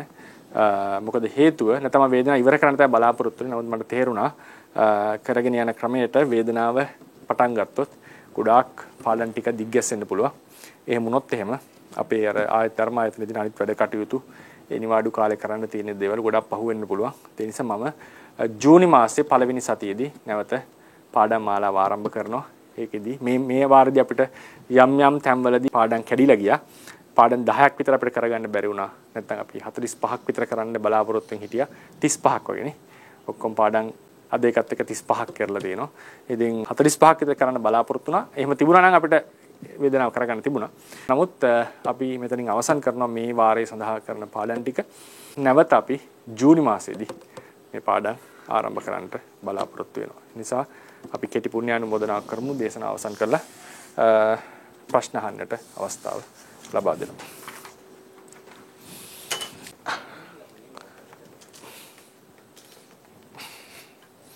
සාමනක් දැන් මේ මට හිතන දෙයක් එක වැරදි වෙන්න පුළුවන්. අරමුණයි විඥානයයි ස්පර්ශය ස්පර්ශ කරනවනේ අරමුණයි විඥානය. හරි. එතකොට ස්වාමීන් වහන්සේ චිත්තුප්පාදයට දැන් ඔබ වහන්සේ කිව්වේ චිත්තුප්පාදය වේදනාව ජනනය කරනවා. ඔව්. අරමුණේ එක. ඔව්. ඒතකොට වේදනාව ජනනය කිරීම තුළින් තමයි ඔබ වහන්සේ කිව්වේ චිත්තුප්පාදයේ විකෘතියකටපත් වෙනවා. හරි. එතකොට දැන් මේ වේදනාව කියන්නේ සුඛ සාම වේදනා පාඩම කරේ නැහැ. ඒක සුඛ දුක්ඛ අනිත්‍ය කොම උපේක්ෂා වේදනාවල් වලට පිටින් මට හිතෙනවා දැන් ඔය බය වීම ඒ විදිය තව ස්පර්ශයේ විහිං අර වේදනාවේ ස්කෝප් එක වැඩි මම තාම වේදනාවේ ස්කෝප් එක තාම වහන්සේ විස්තර කරලා නැහැ. ඊට වැඩි දෙයක් චිත්තුප්පාදයේ ඇති වෙනවා නම් ඒක ස්පර්ශය නිසාද? ඔව් ඒ කියන්නේ දැන් වේදනාව විතරක් නෙවෙයි දැන් වේදනාවේ උපාදය එකක්. ආරම්මන රසානුකූලව චිත්තුප්පාදේ විකාරයට පත් වෙනවා කියන වේදනාව විතරක් නෙවෙයි කතා කරලා තියෙන්නේ. බය, ප්‍රීතිය මේ චෛසික ධර්ම ගොඩම කතා කරලා තියෙන්නේ. ඒ නිසා චිත්තුප්පාදය දැන් උදාහරණයකට මෙතන ඇදලා තියෙන්නේ. බැලුවොත් මේකනේ අපි නේද මේකනේ. ඔව්. මෙතන වේදනාව එක ධර්මයක් විතරයි. මේ කොළ පාටෙන් තියෙන්නේ. චිත්තුප්පාදේ විකාරයට પ્રાપ્ત වීම කියවම ද්වේෂය, ඒ වගේම ප්‍රීතිය මේ වගේ චෛසික ධර්ම සියල්ලෙන්ම සිද්ධ වෙච්ච කැළඹීමක් නැත්තම් වෙනස් වීමක් ගැන මේ කතා කරන්නේ. එතකොට වේදනාව එතකොට මේ පස්සේ නිසා ඇතිවන ප්‍රතිඵල දෙකක් අපි හෑන්ඩ් අවුට් එකේ දීලා ඇති මම. එකක් තමයි විකාරය, චිත්තුප්පාද විකාරයට ප්‍රාප්ත වීම. විකාරය කොම් වේදනාවට විතරක් අයිති ස්කෝප් එකක් නෙවෙයි. ඒක චිත්ත අනිත් චෛසික ධර්ම සියල්ලම ගැන කතා කරපු එක. නමුත් චිත්තුප්පාදය කියලා පොදුවේ ගත්තම මුළු චිත්තුප්පාදයේ විකෘතියටපත් වුණා කියලා කියන්නේ. ඒ වගේම ස්පර්ශය නිසා විශේෂ එකක් තමයි වේදනාව. මේ විකාර කියන එකේදී චෛසික අනිත් චෛසික ගොඩක් අරගන්නවා අපි. වේදනාව විතරක් නෙවෙයි අරගෙන තියෙන්නේ. එහෙමයි ස්වාමීනාචාර වහන්සේ වේදනාව ජනනය කිරීම තුලින් විකෘතියටපත් වීම නිසා නෑ ඒක එහෙම නෙවෙයි කියන්නේ අපි. ආරම්මන රසය මතු කිරීම තුලින් විකෘතියටපත් කිරීම කියලා කියන්නේ. එහෙමයි. මට මන් දන්නේ වැරදුනාද කියලා අද කියද්දි හෑන්ඩ් අවුට් එකේ බලන්න දීලා ඇත්තේ ආරම්මන රසය මතු කිරීම තුලින් ආරම්මන රසානුකූලව චිත්තුප්පාදේ විකාරයටපත් කිරීම. ඒක තුලින් වෙන්නේ. වේදනාවෙත් ලොකු දායකත්වයක් තියෙනවා ඒකට. මොකද ආරම්මන රසය හැබැයි වේදනාව අපිට අතහරින්න බෑ. මොකද හේතුව මේ සම්පූර්ණ විකෘතියට වේදනාව කියන එක්කෙනා ප්‍රිඩොමිනන්ට් වෙනවා. එයා මූලික වෙනවා. ඒ කියන්නේ ආරම්මන රසයට අනුකූලව විකෘතියටපත් වීම කියනකොට වේදනාව අතහරින්න බෑ අපිට. ඒ නිසා වේදනාව ජනනය කිරීම තුලින් විකෘතියටපත් වීම කියලා කිව්වත් ඒකේ වරදක් නැහැ. මොකද හේතුව ආරම්මන රසයට අනුකූලව චික විකෘතිය සිත විකෘතියටපත් වෙනකොට වේදනාව පෙරටු කරගෙනයි ඒක සිද්ධ වෙන්නේ. වේදනාව පෙරටු කරගෙන. ආරම්මන රසයත් එක්ක ගනුදෙනුව තියෙන වේදනාවයි. ඒ නිසා ප්‍රධාන ගනුදෙනුව තියෙන වේදනාවයි. ඒ නිසා මෙතන විකෘතිය කිව්වම චනිත් චෛසික ධර්ම සියල්ලම අරන් තියෙන වේදනාව පෙරටු කරගෙන. ඒ නිසා තමයි අපිට වේදනාවට වෙනම තැනකුත් අපි දෙනවා. වේදනාවට උත්පාදනය කරනවා. ආරම්මන රසානුකූලව මුළු චිත්තුප්පාදී විකෘති වෙනකොට වේදනා උත්පාදයට සමග අනිත් සියලු චෛසික ධර්මවල කැළඹීමක් සිද්ධ වෙනවා. එතකොට වේදනාවෙන් තොරව අපිට කතා කරන්නට බෑ. වේදනාව සහිතව අනිත් සියලු චෛසික ධර්මවල සිද්ධ වෙච්ච වෙනස තමයි අරගෙන තියෙන්නේ. ඒක ස්වාමීන් වහන්සේ සිමල්ටේනියස් නේද? සිමල්ටේනියස් වේදනාව ප්‍රමුඛයි. ප්‍රමුඛයි. අනිත් එක ස්වාමීන් වහන්සේ මේක පැහැදිලි දැන් පරික්ෂිත ආරම්භන කිහිපයක් තියෙන බෑනේ ස්වාමීන් වහන්සේ. පරික්ෂිත ආරම්භන කිහිපයක් තියෙන්න බෑ. ගැටිච්ච ආරම්භන ගොඩක් තියෙන්න පුළුවන්. ඔව් එතකොට භවංග චලනය කියන තැන ආරම්භන ගොඩක්ින් භවංග චලනය සිදු කරන්න පුළුවන්. භවාංගයට ආපాతගත වෙන්නට පුළුවන් බොහෝ අරමුණු. නමුත් භවාංගයේ චලනය වීම කියලා කියන්නේ ආවර්ජනාවක් ඇති කිරීමට තරම් සෙන්සිටිව් එකක් වැඩිල්ලක් වෙන්නට ඕනේ. ඒ කියන්නේ එහෙම කිව්වොත් එහෙම කෙනෙක් අහන්න පුළුවන් මෝග වීතිය කොහොමද කියලා. මෙතන අපි අදහස් කරන්නේ භවාංගය චලනය වුණාම ආවර්ජනාවක් හට ගන්නවා. භවාංගයේ චලනය වෙලා ආවර්ජනාවක් හට නොගන්න අවස්ථා ටිකක් තියෙනවා මෝග වීතිය කියලා එක. ඉතින් එහෙම ගත්තම සාමාන්‍යයෙන් මම දන්න මට තේරෙන මට්ටමේ හැටියට මට ස්ථිර කරලා කියන්නට බෑ. මට තේරෙන මට්ටමේ හැටියට භවාංගය අරමුණු කිහිපයක් නිසා චලනය වුණා කියන එක වෙන්න පුළුවන්. නමුත් එහෙම අරමුණේ ආපాతගත වෙන්න පුළුවන් භවාංගේ. භවාංගේ ආපాతගත වූ පමණින්ම චලනයක් වුණාද කියලා අහුවොත් එහෙම කියන්නේ නැහැ අපි. එහෙම අප කියන්නට බෑ. මොකද ධානා වීතියටත් ආපాతගත වෙන්නට පුළුවන්. ඒ නිසා භවාංගය චලනය වෙනවා කියන්න වෙන්නේ එක අරමුණක් නිසා චලනය වුණා කියලා තමයි අපිට කියන්න සුදුසු. මට තේරෙන හැටියට මට ස්ථිර වචනයක් දෙන්නට බෑ. ඊට පස්සේ භවාංගයේ චලනය වූ පමණින් ආවර්ජනාවක් අනිවාර්යෙන් ඇති වෙනවා කියලා එකකුත් නැහැ.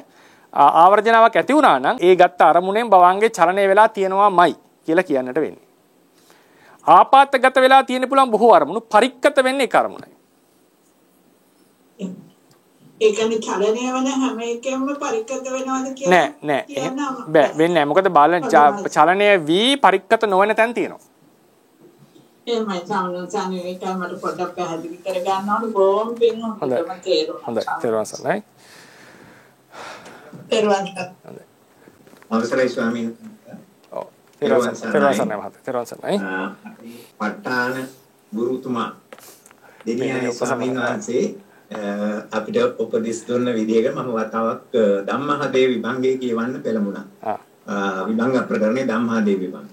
ධම්මහදේව විභංගයට ගියාම පස්සේ ගැන කියනකොට තත්ත කතමේ සත්ත පස්සා චක්කු සම්පස්සෝ සෝත සම්පස්සෝ ගාන සම්පස්සෝ ජීවහා සම්පස්සෝ කාය සම්පස්සෝ. එතන එනකල් ප්‍රශ්නයක් නැහැ.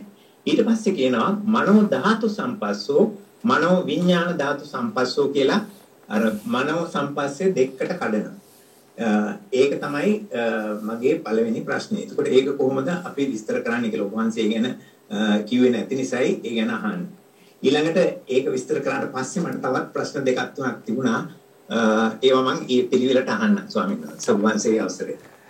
ඒ කියන්නේ දැන් ඔය වගේ බෙදීම් ධම්මසංගණියෙත් තියෙනවා. ඒ කියන්නේ දැන් උදාහරණයකට වේදනාව අපිට කලන්න පුළුවන් 6 වැදෑරුම්. චක්කු සෝත ගාන ජීවහා කාය මන කියලා. සංඥා වුණත්. ඊට පස්සේ මන කියන එක ආය කලන්න පුළුවන් මනෝ ධාතු මනෝ විඥාන ධාතු සංප්‍රයුක්ත කියලා. කායයක නැවත කලන්න දෙකට කලන්න පුළුවන්. කායයක නැවත කලන්න පුළුවන් සුඛ දුක්ඛ කියලා. ওই විදිහට ඕක 8 වැදෑරුම් 9 වැදෑරුම් 10 වැදෑරුම් කරලා දීර්ඝ කරන්න පුළුවන් ඒක බෙදීම් ටික. එතන විශේෂ දෙයක් නෙවෙයි වෙලා තියෙන්නේ. එතන වෙලා තියෙන්නේ මනෝ දැන් චක්කු සෝත ගාන ජීවහා කාය මනෝ කියන එක දෙකට කඩනවා මනෝ ධාතු මනෝ විඥාන ධාතු කියලා. දැන් මෙතන 10ක් තිබුණනේ ඔක්කොම. මෙතන තිබුණේ 79යි. මේ 79න් 3ක් එනවා මෙතනට. මොනවද මේ 3? පංචද්වාර ආවර්ජනයයි.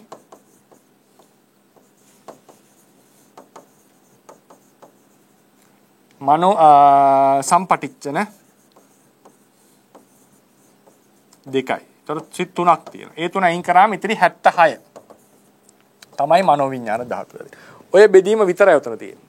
එතකොට මනෝ ධාතු සම්පස්සේ කියලා කියන්නේ අර සිත් 3 සම්පර්ශය. මනෝ විඥාන ධාතු කියලා කියන්නේ අහවල් සිත් ඉතිරි සිත් 76 සම්පස්සේට නම. ආවදනේ ඊතුරු කොටස තමයි දැන් ඒක ඇත්තටම පස්සෙන් නතර වෙන්නේ නැහැ. සත්ත්‍ය පස්සා, සත්ත්‍ය වේදනා, සත්ත්‍ය සංඥා, සත්ත්‍ය චේතනා, සත්ත්‍ය චිත්තානි කියලාම යනකල් මේ යනවා. හරි. හැබැයි ඒ ගැන මම දැන් අහන්නේ නැහැ ඔබ වහන්සේගෙන්. ඒ කාලේ එළඹුණාම ඒ ගැන අපි සාකච්ඡා ඒක හේතුව තමයි හුදු චිත්තුප්පාදේ බෙදපු ක්‍රමයක්. මේ මනෝ ධාතු කියලා විශේෂ සිත් 3ක් තියෙනවා. මනෝ ධාතු කියලා කියන්නේ කෙලින්ම අරමුණත් එක්ක සම්බන්ධ වෙනවනේ චක්කුසෝත ගාන ජීවහා. චක්කුසෝත ගාන ජීවහා කාය කියන විඥාන වලින් කෙරමුණක් කෙලින්ම අරමුණත් එක්ක ඩිරෙක්ට් සම්බන්ධතාවයක් ඇති වෙනවා. අරමුණත් එක්ක. දැකීම් වශයෙන්, ඇසීම් වශයෙන්. ඊට పూర్වෙහි ආවර්ජනාවක් ඇති වෙනවා පංචද්වාර ආවර්ජන සිතෙන්. ආවර්ජනා කරනවා. මේ දැක්ක අරමුණ නැවත ගන්නවා සම්පටිච්ඡන සිතෙන්. මේ ඩිරෙක්ට් අවබෝධයට పూర్ව සහ පසු පහළ වෙන සිත් දෙක ගැනයි මේ කතා කරලා තියෙන්නේ. මේ සිත් දෙකේ සාමාන්‍යයෙන් විඥානන හැකියාව සාමූහික ආරම්මන ග්‍රහණය බැලුවම ඒ හැකියාව දුර්වලයි. අනිත් සියලු සිත් වලට වඩා දුර්වලම විඥානන ග්‍රහණයක් හැකියාවක් තියෙන මේ සිත් දෙකේ. ඒිනු පංචද්වාරාජනේ ගොඩක්ම දුර්වලයි. ඊට පස්සේ සම්පටිච්ඡනය ඊට වඩා ප්‍රබලයි. ඒ කියන්නේ ආරම්මන ග්‍රහණය හොඳ වැඩි මේ සිත් වලින්. ඊට පස්සේ ඊළඟ සිත් වලින් ඒ සියලට වඩා ආරම්මන ග්‍රහණය ඉහළයි. ඉතින් ඒ නිසා සාමාන්‍යයෙන් අපි ගත්තොත් මනෝ ධාතු ඊට පස්සේ පංච විඥාන ධාතු ඊට පස්සේ මනෝ විඥාන ධාතු මේ තමයි ආරම්මන ග්‍රහණය කියලා ගත්තම ඒවා වැඩි වෙන ක්‍රමය. ඉතින් ඒ නිසා මේ සිත් තුන මේ මනෝවිඤ්ඤාණයි පංච විඤ්ඤාණයට එහා පල්ලෙන් තියෙන්නේ. ඒ නිසා මෙතන කඩලා පෙන්නලා තියෙනවා. මොකද මේ ටිකට අයිති නැහැ. නමුත් මේ මනෝවිඤ්ඤාණයේ හිටියට මේ කට්ටියගේ ආරම්මන ග්‍රහණය පංච විඤ්ඤාණයට අඩුයි. හරිනේ පංචයට අඩුයි. ඉතිරි ටික පංච විඤ්ඤාණයට වඩා වැඩි. ඉතිරි 79 76 මෙතන 10 මෙතන 3. ඒ නිසා මේ කට්ටිය කඩලා පෙන්වීමක් අවශ්‍ය වෙනවා. ඒක තවත් තැනකට අපිට හම් වෙනවා. මේ කට්ටිය ගැන කියන්නේ දෙපස් විඤ්ඤාණයට පුරේචාරී පච්චාචාරී. పూర్ව සහ පසුව පහළ වෙන සිත් දෙක.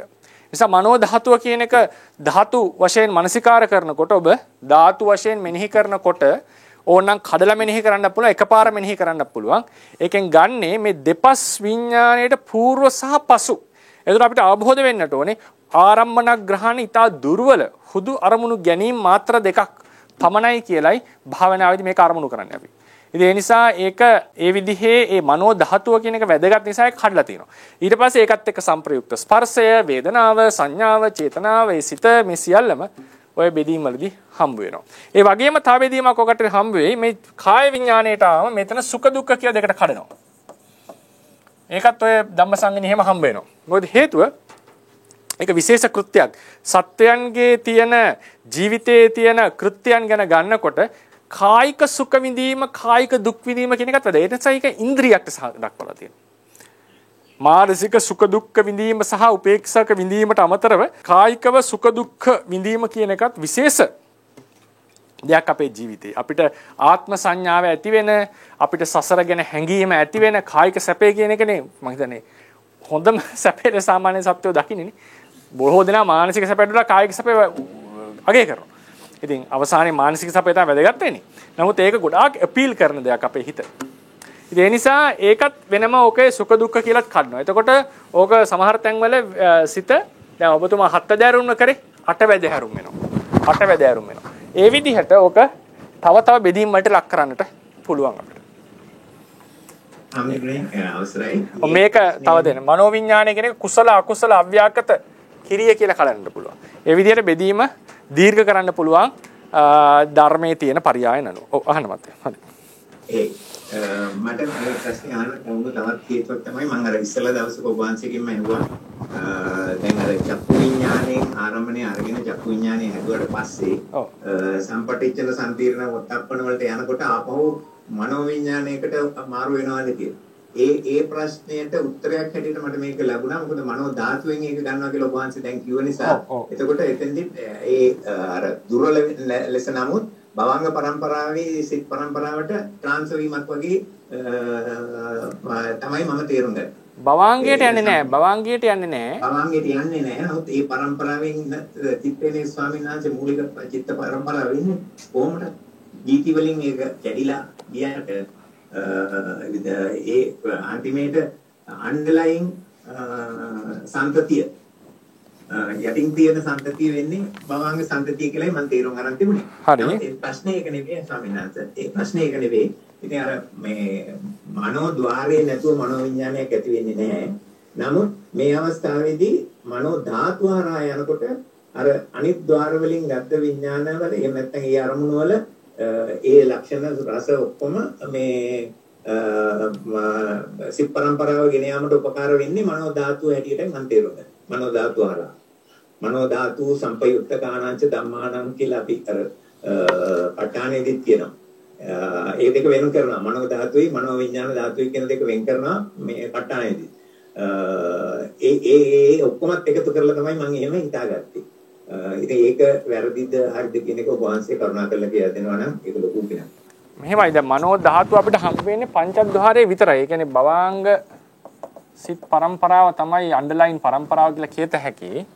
ඒතර මේ භවාංග සිත ආපాతගත වුණා. භවාංග සිතට ආපాతගත වුණාම අරමුණ පංචද්වාරාවජන සිතෙන් අරමුණ ගන්නවා. ඊට පස්සේ චක්කු විඤ්ඤාණයෙන් ඊට වඩා හොඳට අරමුණ අර ගන්නවා. ඊට පස්සේ සම්පටිච්ඡන සිතෙන් අරමුණ නැවත ගන්නවා. ඊළඟට සම්තීරණ, වොත්තපන, ජවන ඊට පස්සේ එන්න අඩු වෙලා තදාලම්මන පවට පත් වෙනවා. කරන්නේ. ඊට පස්සේ චිත්ත පරම්පරාව වැඩ. එතකොට මේ විදිහට මේකේ ආරම්මන ග්‍රහණ හැකියාවන් මෙහෙම එන්න වැඩි වෙලා අඩුවීමක් සිද්ධ වෙනවා. එතකොට මේ මනෝ ධාතුව කියලා කියන්නේ මේ සිද්දයකට. මනෝ ධාතුව කියලා කියන්නේ මේ සිද්දයකට. එතකොට මේකේ මොකක්වත් වෙන ద్వාර වලට මාරු වීමක් මොනවත් වෙලා නැහැ. මේක තමයි ద్వාරය. චක්ෂුවේ හැපුණා නම් මේක චක්ෂුව. මේ තමයි ద్వාරය. මේක චක්කු ద్వාරය. මේක මනෝ ద్వාරය. මනෝ ద్వාරෙන් තමයි මේ සියලු සිත් හටගෙන තියෙන්නේ. චක්ෂු ద్వාර උපකාරය ඇතුව. මේකේ ගැටෙනකොටම භවාංග හිතෙත් ආපాతගත වීමක්. කියන මිස්සක ద్వාරය කියලා කියනවා. දෙකේම එකපාර ගැටෙන නිසා. ඊට පස්සේ ගැටිච්ච අරමුණු අරගෙන සිත් ටික ගමන් කරනවා. ඒ ගමන් කරන්නේ ඉස්සලම ආවර්ජනාවක් සිද්ධ වෙනවා. හැපිච්ච අරමුණ දිශට යොමු වෙලා. ඊට පස්සේ ඒක දකින්නවා. මේක විශේෂ සිතක්. කෙලින්ම මේක ඩිරෙක්ට් දකින්නවා.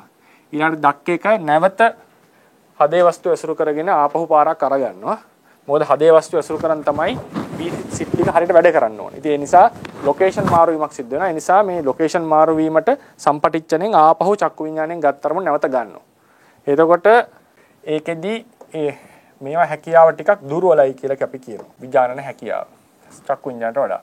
ඊළඟට සම්තීරණේ නැවත ඊට පස්සේ ආරමුණ අරගෙනම නැවත සිතක් පහළ වෙනකොට ඒකේ ආරම්මන ග්‍රහණ හැකියාව වැඩි වෙනවා. මොකද එකම අරමුණෙහි නැවත දෙවර පාරක් සිත් පහළ වෙනවා. එන්න පහළ වෙන්න මේක ගැඹුරු වෙන්න පටන් ගන්නවා. ඊට පස්සේ මෙතන අඩු වෙන්නේ වෙන මොකක්වත් නිසා නෙවෙයි. ජවන වේගය, චිත්ත වේගය එන්නේ දුර්වල වෙලා පොඩි දුර්වල වීමක් චිත්ත පරම්පරාවේ සිද්ධ වෙනවා.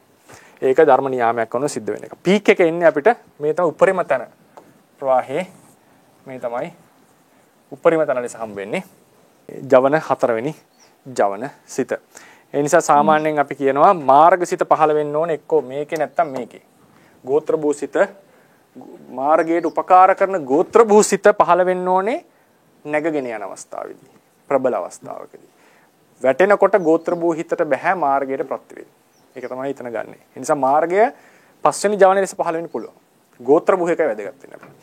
ඉතින් ওই විදිහට ওই අනේකේදී මේ තමයි මනෝ ධාතුව.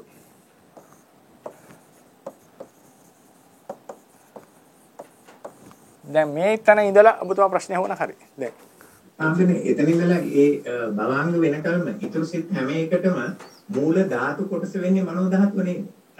මූල ධාතු කියලා කියේ මොකද අදහස් කරේ?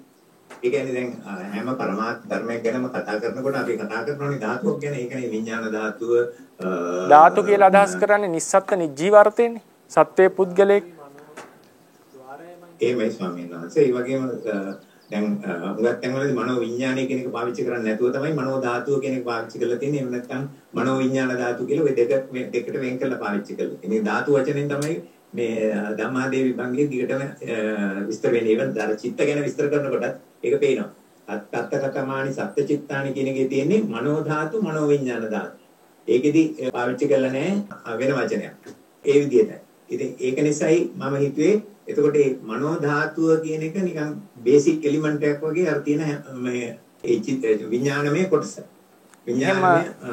එහෙම නෙවෙයි අපි ගන්න ඕනේ ධාතුව කියලා ගන්නේ නිස්සත්ත්‍ය නිජීව ධර්මයක් කියන අර්ථයෙන් නමක් දීපු නමක් විතරයි ඒක. එහෙම නැතුව මේ ප්‍රවාහයටම ධාතුවක් ලෙස උපකාර වෙනවා කියලා එකක් නැහැ තේරවාදයේ හැටියට. එහෙම ඒ කියන්නේ ඒකේ තියෙන ධාතු එලමන්ට් ගතියක් මේකට යනවා කියලාවත් මනෝ ධාතුව බේස් එක කියලාවත් අපි කතා කරන්නේ නැහැ සාමාන්‍යයෙන්. මේකත් මනෝ විඥාන ධාතුවක් අත්‍තරම ගත්තම. නිෂ්පර්යායෙන් ගත්තොත්. නමුත් ඒක මනෝ ద్వාරය වෙනවා මේ අවස්ථාවේදී. ඒ නිසා එහෙම එකකට ගන්නවට වඩා මේ මනෝ ධාතුව කියලා වෙන් කරන්න හේතුව මේකේ හැකියාවේ අඩුකම. මේ ආවර්ජන හැකියාවේ මොකද ආරම්මන ග්‍රහණ හැකියාවේ අඩුකමයි මේ දක්වලා තියෙන්නේ. මම ඒක ඒ විදිහට දරා ගන්නම්. එතකොට මනෝ අනිත් ප්‍රශ්නේ තමයි උතනින් මට ආවේ අර පටිඝ සම්පස්සේ. දැන් පංචකාර ජීවිතවල හැම එකෙම ඇති වෙන්නේ පටිඝ සම්පස්සේ විතරයි. නමුත් මනෝද්වාරයේදී තමයි අදිවචන සම්පස්සේ ඇති වෙන්නේ. එතකොට මේ අදිවචන සම්පස්සේ ගෙන යන්නේ මේ මනෝ විඥාන වීතිය වල විතරයි.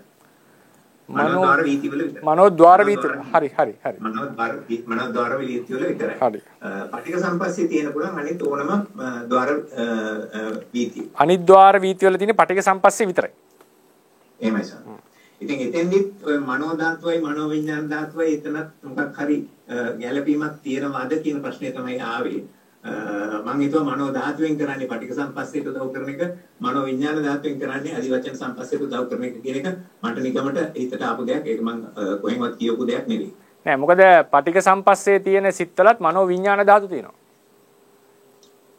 දැන් මේක පටික සම්පස්සේනේ මේ හැම සිතකම තියෙන්නේ වීතියේ. එතකොට ඒකේ මනෝ විඥාන ධාතු තියෙනවා. එහෙමයි. ඔව්.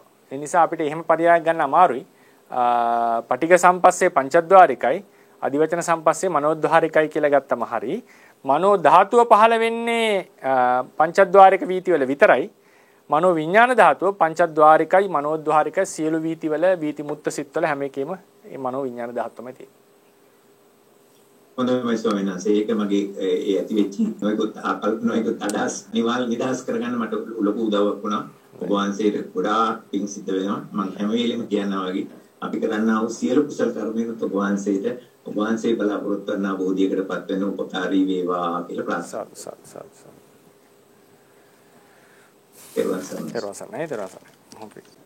තෙරුවන් සරණයි ස්වාමීන් වහන්සේ.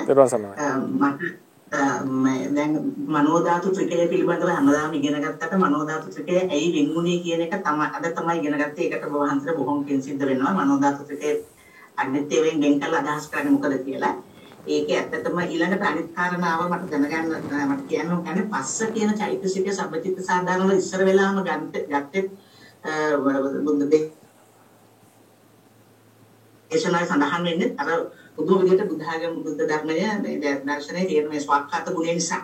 ඒතර ඒ නිසාම තමයි මගේ තුන්වෙනි ප්‍රශ්නේ මම මේක බොහොම කාලයක් ඔබ වහන්සේගෙන් අහන්නේ කිව්වේ මේක අදාළ නෑ මේ අද දවසේ ධර්ම දේශනාවට නම් දුහම්සෝ රජග්ග සූත්‍රය දේශනා කරන වෙලාවේදී කියන්නේ බුද්ධන් සරන්ත බුදුන් වහන්සේ ගැන හිතන්නේ නැත්නම් ධර්මය ගැන හිතන නැත්නම් සංඝයා වහන්සේ ගැන හිතන්නේ කියලා නේ අන්තිමට ගාථා තුනේ කියන්නේ ස්වාමීන් වහන්සේ.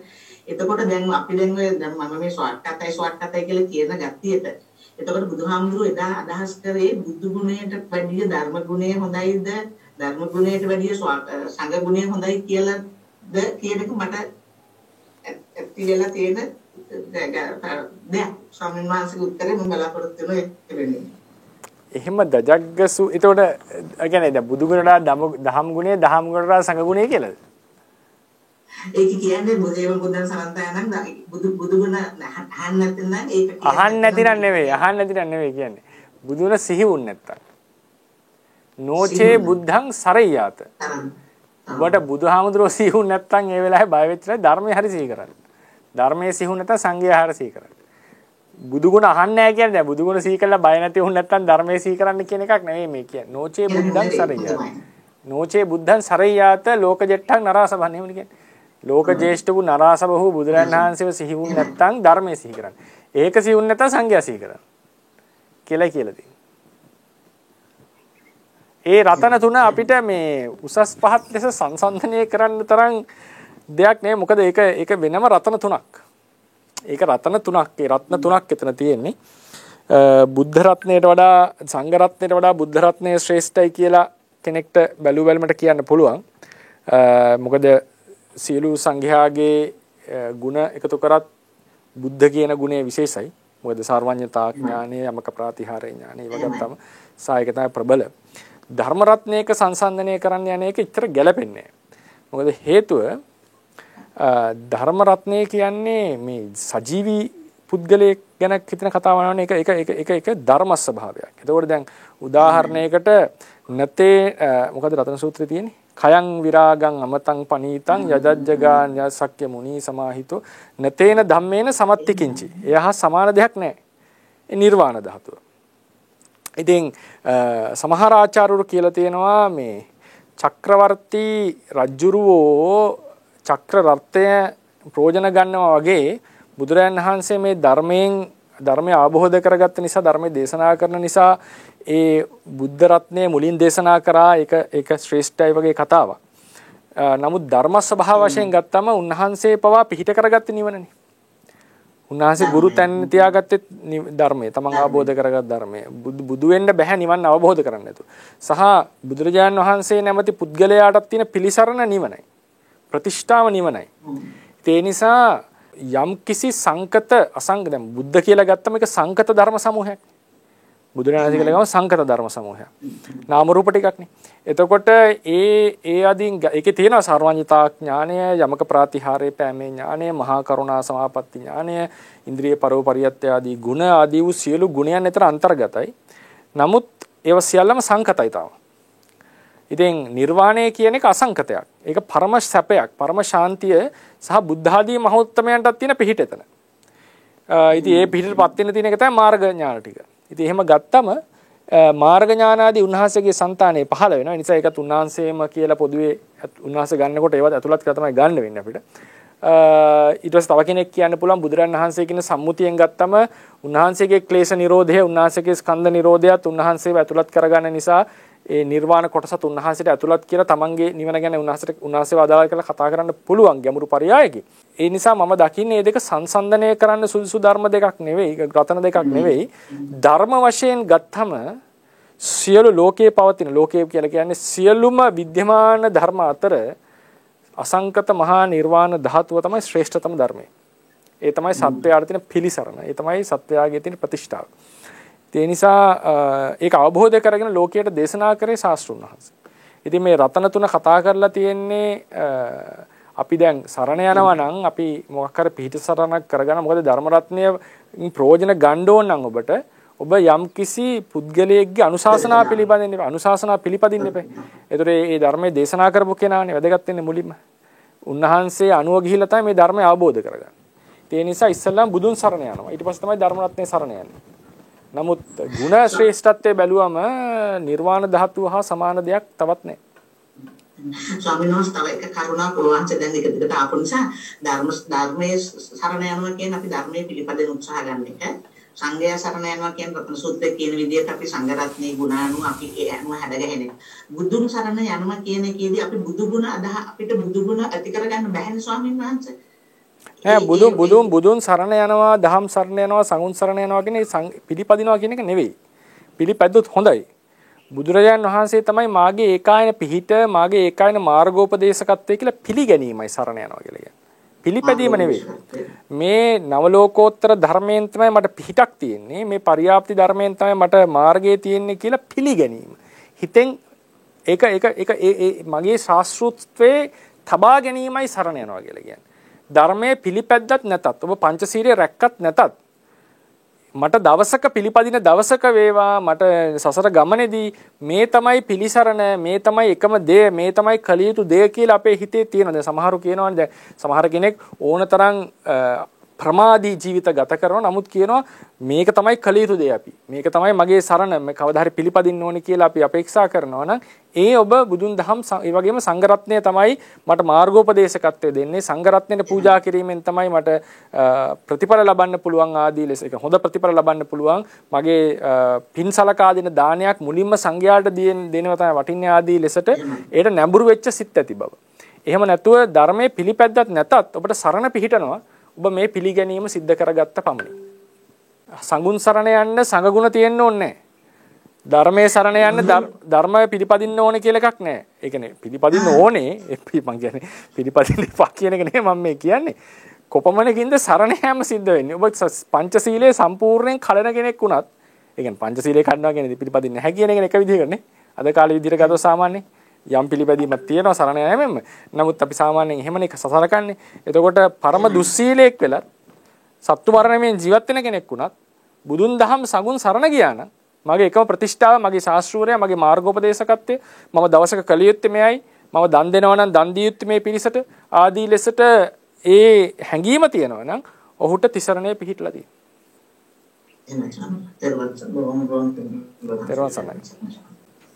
තෙරුවන් සරණයි හාමුදුරනේ. තෙරුවන් සරණයි. හාමුදුරනේ දැන් අපි ජීවා විඥානයේම ගත්තාම දැන් රස අරමුණ ළඟටම එනවනේ. ඔව්. එතකොට ළඟට ඇවිල්ලා අපි දැන් ඒ අරමුණ ගන්නවා.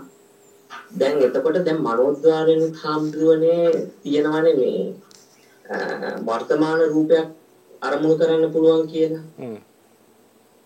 එතකොට දැන් අර පංචද්වාරයේ දැන් රස වගේ අරමුණක් ඒ රූපේ අරමුණු කරනකොටයි මනෝද්වාරයෙන් කෙලින්ම වර්තමාන රූපයක් අරමුණු කරනකොටයි ඒ දෙකේ වෙනසක් තියෙනවද? තියෙනවා. පැහැදිලි වෙනසක් තියෙනවා. දැනෙන ආකාර වෙනස්. රසයේ ආරම්මන රසයේ දැනෙන විදිය වෙනස්. යා වෙනස්. ඒක මම ආරම්මන කියන පාඩමේදී කතා කරන්න දීර්ඝව. ඉතින් දැනට කියන්න තියෙන්නේ මේ දෙක වෙනස්. ඒ ආරම්මන ග්‍රහණවල හැඟීම් දැනෙන ගති වෙනස්.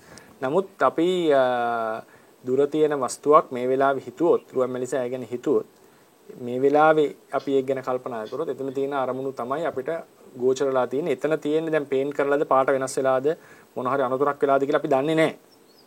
නමුත් එතන තියෙන අරමුණ තමයි අරමුණ වෙන්නේ. එතකොට හම්බුනේ මේ දැන් පටිඝ සම්පස්සේ කිව්වේ ඇයි කියන එක මට තේරෙනවා. දැන් එතකොට මේ කියන්නේ රූපයයි ద్వාරයයි හැප්පිලා එතන පටිඝයෙන් අපි පටිඝ සම්පස්සේ කියලා නම දෙනවා. හරි.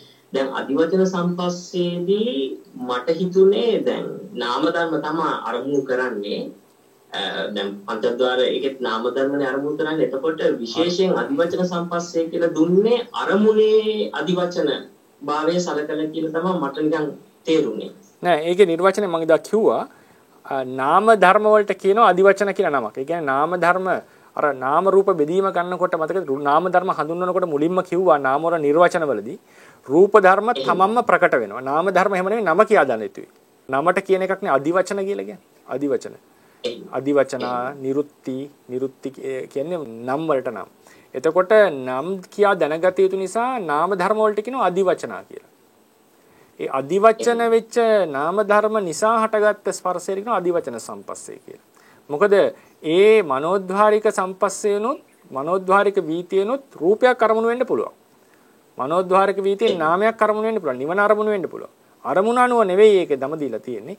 එයාගේ හේතු අනුව. හේතු කරගන්නේ සතරවැදි අරුම් නාමස්කන්ධ. ඒ නිසා සතරවැදි අරුම් නාමස්කන්ධයට අදිවචන කියන නම දෙන නිසා ඒ ස්පර්ශයටත් සම්පස්සයටත් අදිවචන සම්පස්ස කියලා නම දෙනවා. එහෙමයි හාමුදුරනේ. දැන් හොඳට පැහැදිලි වුණා. දැන් මට හිතුණා නිකන් අරමුණෙත් සම්බන්ධයක් ඇතිද කියලා. මොකද දැන් අතීත අරමුණක් සිහි කරනකොට ඒක දැනෙන විදිහක් තියෙනවා. ඒක නිකන් අර වේග වගේනේ දැනෙන්නේ. අර ක්ලියර් නැති ගැතිය. ඒකට අර මම ඒකයි උපහාසයෙන් ගෙරුවේ වර්තමාන අරමුණක් උනත් අරමුණු කරනකොට දැන් පැහැදිලි වුණා හම්බුනේ. උපහාසයෙන් බොහොම පිං ඊර්වාසයි. අවසරයි ගෞරවනීය ස්වාමීන් වහන්සේ. ස්වාමීන් වහන්සේ මට නම් ප්‍රශ්නෙකට වැඩි තියෙන ඔබ වහන්සේට පින් දෙන්නමයි ඕනේ. අපි මේ අභිධර්මයේ ගැන ඇත්තටම මේ අපි නිකන් හිතුවේ මේක කරගන්න බැරි වෙයි කියලා වගේ මේ ලොකු බියක් අරගෙන මේ තිබුණා. නමුත් ඇත්තටම මේ මාස ගානක් ඔබ වහන්සේ තමයි අපිට මේ ගුරුවරයෙක් වගේ ඇත්ත වශයෙන්ම ඔබ වහන්සේ මේ අපු ධෛර්යය නිසා අපි පොත් හොයා මේ අභිධර්මයේ ගැන ගොඩක් කර්ම මේ ඉගෙන ගත්තා. මූලික කරුණු පොතේ ප්‍රත්‍ය ළඟට එනකන් ස්වාමීන් වහන්සේ හොඳටම ඔක්කොම පාඩම් කරගත්තා.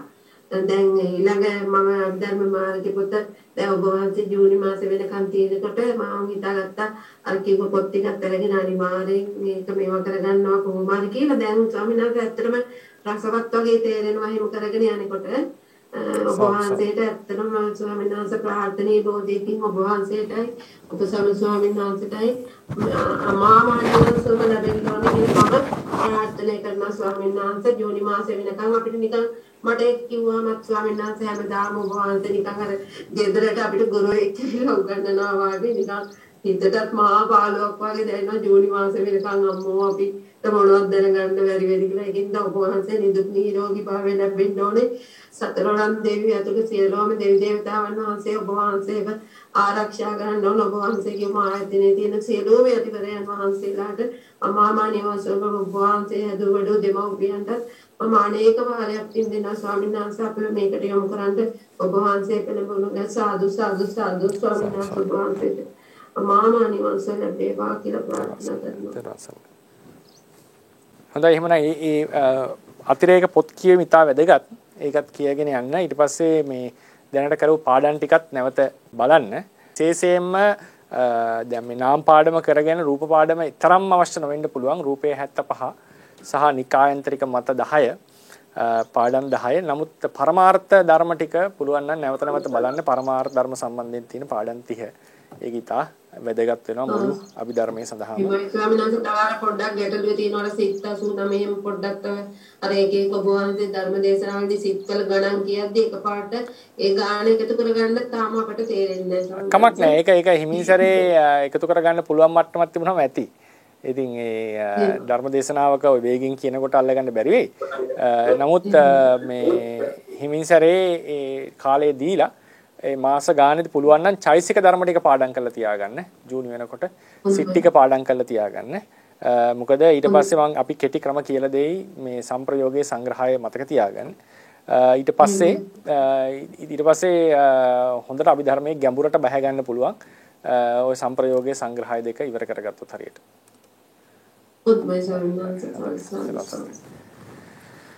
හොඳයි එහෙනම් අපි අද දවසේදී මේ වාරේ තියෙන පාඩම් ටික අවසන් කරනවා. ඒක මම හදිස්සියෙම තීරණය ගත්තේ මොකද වේදනාව කියන පාඩම කරන්න ගියොත් ගොඩක් කල් යන බව මට දැනෙච්ච නිසා. ඒ නිසා අපි පාඩම් 35ක් මේ වාරෙදි කළා. අපේක්ෂිත ඉලක්කයට එන්න බැරුණාට මම හිතනවා යම් හොඳ පාඩම් ටිකක් අපිට කරගන්න පුළුවන් වුණා. විශේෂයෙන්ම අපි නාමයේ සම්බන්ධයෙන් තියෙන මතිමතාන්තර ගොඩක් කතා කරා. සහ නාමය අයි අපි පිළිගත යුත්තේ නාමය කියන එක රූපයෙන් අන්‍ය වෙච්ච ධර්මයක් වෙන්නට හේතු සාධක අපි ගොඩාක් දර්ශන අනුසාරයෙන් කතා කරා. බටහිර දර්ශන මුල් කරගෙන ඊළඟට තේරවාදීන් අනුසාරයෙන් චිත්තුප්පාදය ඊට පස්සේ නාම ධර්ම චිත්තය සහ ස්පර්ශය කියන ධර්ම ටික අපි පොදුවේ කතා කරන්නට යෙදුනා. ඉතින් මේ පාඩම් මාලාව අපි මම හිතන්නේ ගිය දෙසැම්බර් මාසෙදී මුල් සතියේම ආරම්භ කරුණා. දැන් මාර්තු අගවෙනි පළවසාන සතියට අපි ඇවිල්ලා තියෙන්නේ අවසාන සති දෙකට. ඉතින් ඒ කාලය ඇතුළතදී අපි ගොඩක් ස්වාමීන් වහන්සේලා වෙහෙස මහන්සි වුණා මේ කටයුතු සිද්ධ කරගෙන යන්නට. විශේෂයෙන් අපි පුණ්‍යානුමෝදනා කරනවා අපේ කුලියාපිටියේ සංඝරත්න ස්වාමීන් වහන්සේටයි හෝමාගම නාගිත ස්වාමීන් වහන්සේටයි මේ කටයුතු සාර්ථක කර ගැනීමට උපකාර කිරීම සුද ඒ වගේම සහභාගී වන සියලු ස්වාමීන් වහන්සේලාටත් ඒවත් පිළිවෙත් කිරීම ආදීන් කරපු උපකාරයන් අපි සිහිපත් කරනවා. ඒ වගේම මේ තාක්ෂණික අංශයෙන් අපේ ප්‍රසාද් සහ රුවන් දරුවෝ දෙන්න තාම ඕනෑකමින් මේ කටයුතු සිද්ධ කරගෙන ගියා. ඒකත් අපි පුණ්‍යානුමෝදනා ශීර්ෂව සිහිපත් කරනවා. ඉතින් මේ වාරෙදී අපිට හොඳ පහසුකම් සහිතව මේක කරගෙන යන්නට හැකියාව ලැබුණේ. විශේෂ ස්ටුඩියෝ පහසුකමක් ලැබිච්ච නිසා. ඉතින් ඒකේ මූලිකම පුණ්‍යානුමෝදන අපි සිද්ධ කරනවා මහාචාර්ය රංජනී ගමගේ මහත්මියට. සහ තවත් උපකාර කරපු එතුමියගේ මිත්‍ර පිරිසට HP පියසේන මහත්මයා LHPSේන මහත්මයා ඇතුළු අනිකුත් සියලුම උපකාර කරපු අපේ ලාල් මහත්තයා ඇතුළු සියලු දෙනාටවත් අපි පුණ්‍යානුමෝදනා කරනවා. බොහෝ දායක තවත් දායක පිරිසක් විශේෂයෙන්ම අපේ මේ ස්ටුඩියෝ එකේ එළිය කෑල්ල හරි ගස්ස ගන්නට උපකාර කරා. ඒ වගේම ඕස්ට්‍රේලියාවේ දිලු දිසානායක මහත්මියගේ උපකාරත් මැදෙහි තවත් මහත්මීන් කිහිප දෙනෙක් මට නම කියන්නේ පාරක මතක් වෙන්නේ නැහැ. කිහිප දෙනෙක්ගේ උපකාරයෙන් අපිට මේ පුටු මේස ආදිය පවා ලැබුණා. පෝඩියම් එක ලැබුණා විශේෂයෙන් අපේ නිමල් මහත්මයා ඇතුළු පිරිසෙන්. මගේ පාසලේ යාළුවන්ගෙන් ලැබුණා බෝඩ් එක අපිට. ඒ වගේ වායු සමීකරණ යන්ත්‍රයකුත් හිමි වුණා මේකේ පහසුවෙන් කටයුතු කරගෙන යන්නට. ඒ නිසා ඒ වගේ අපිට මේ භෞතික වශයෙන් නම් කියන්න බැරි වෙන්නේ නැති මට එකපාර උඩට එන්නේ හැමදෙනාම. ඉතින් ඒ සියලු දෙනාම උපකාර කරා වූ ඒ සෑම සියලු දෙනාම අපි පුණ්‍යානුමෝදනාව සිහිපත් කරනවා. ඉතින් මේ ධර්ම දානමය කටයුත්තක් වුණා නම් ඒ සියල්ලම ඔබලත් දායකත්වයේ දරුවා ඒකට සහභාගී වුණා කියලා සාදු කියා අනුමෝදන් වෙන්න. ඒ වගේම මේ ප්‍රචාරණ කටයුතු වලදී විශේෂයෙන්ම ඕස්ට්‍රේලියාවේ ඉඳලා අපේ තාරක විතානගේ මහත්මයා සජීවීව Facebook සහ YouTube අංශයෙන් මේක ප්‍රචාරණය කරන්න ලොකු මහන්සියක් කැපකිරීමක් දරනවා. ඒ වගේම තාක්ෂණික අංශයේ IIT ආයතනයේ තාක්ෂණික අංශයේ වැඩ කරන තවත් අපේ පින්වත් මහත්මීන් බොහෝ දෙනෙක් මේ කටයුතු වලට උපකාර කරනවා. අපේ රුවන් සහ ප්‍රසාද් මහත්මලා දිනපතා ඒවා උඩුගත කිරීම, අප්ලෝඩ් කිරීම ආදී කටයුතු සිද්ධ කරනවා. ඉතින් ඒ වගේම අපිට මුද්‍රණාල කටයුතු වලින් උපකාර කරා විශේෂයෙන් අපේ මధుවන්ති මහත්මිය. ඒ වගේම තවත් මහත්මීන් අපිට ඒ මොනවාද උපාංග ආදී ලබා දීම තුලින් ඒ වගේම කොළ බෙදා දීම ආදී ලබා දීම වගේ හැම අංශයකින් උපකාර කරා. මට ඉතින් එකපාර නම් සිහි වෙන්නේ.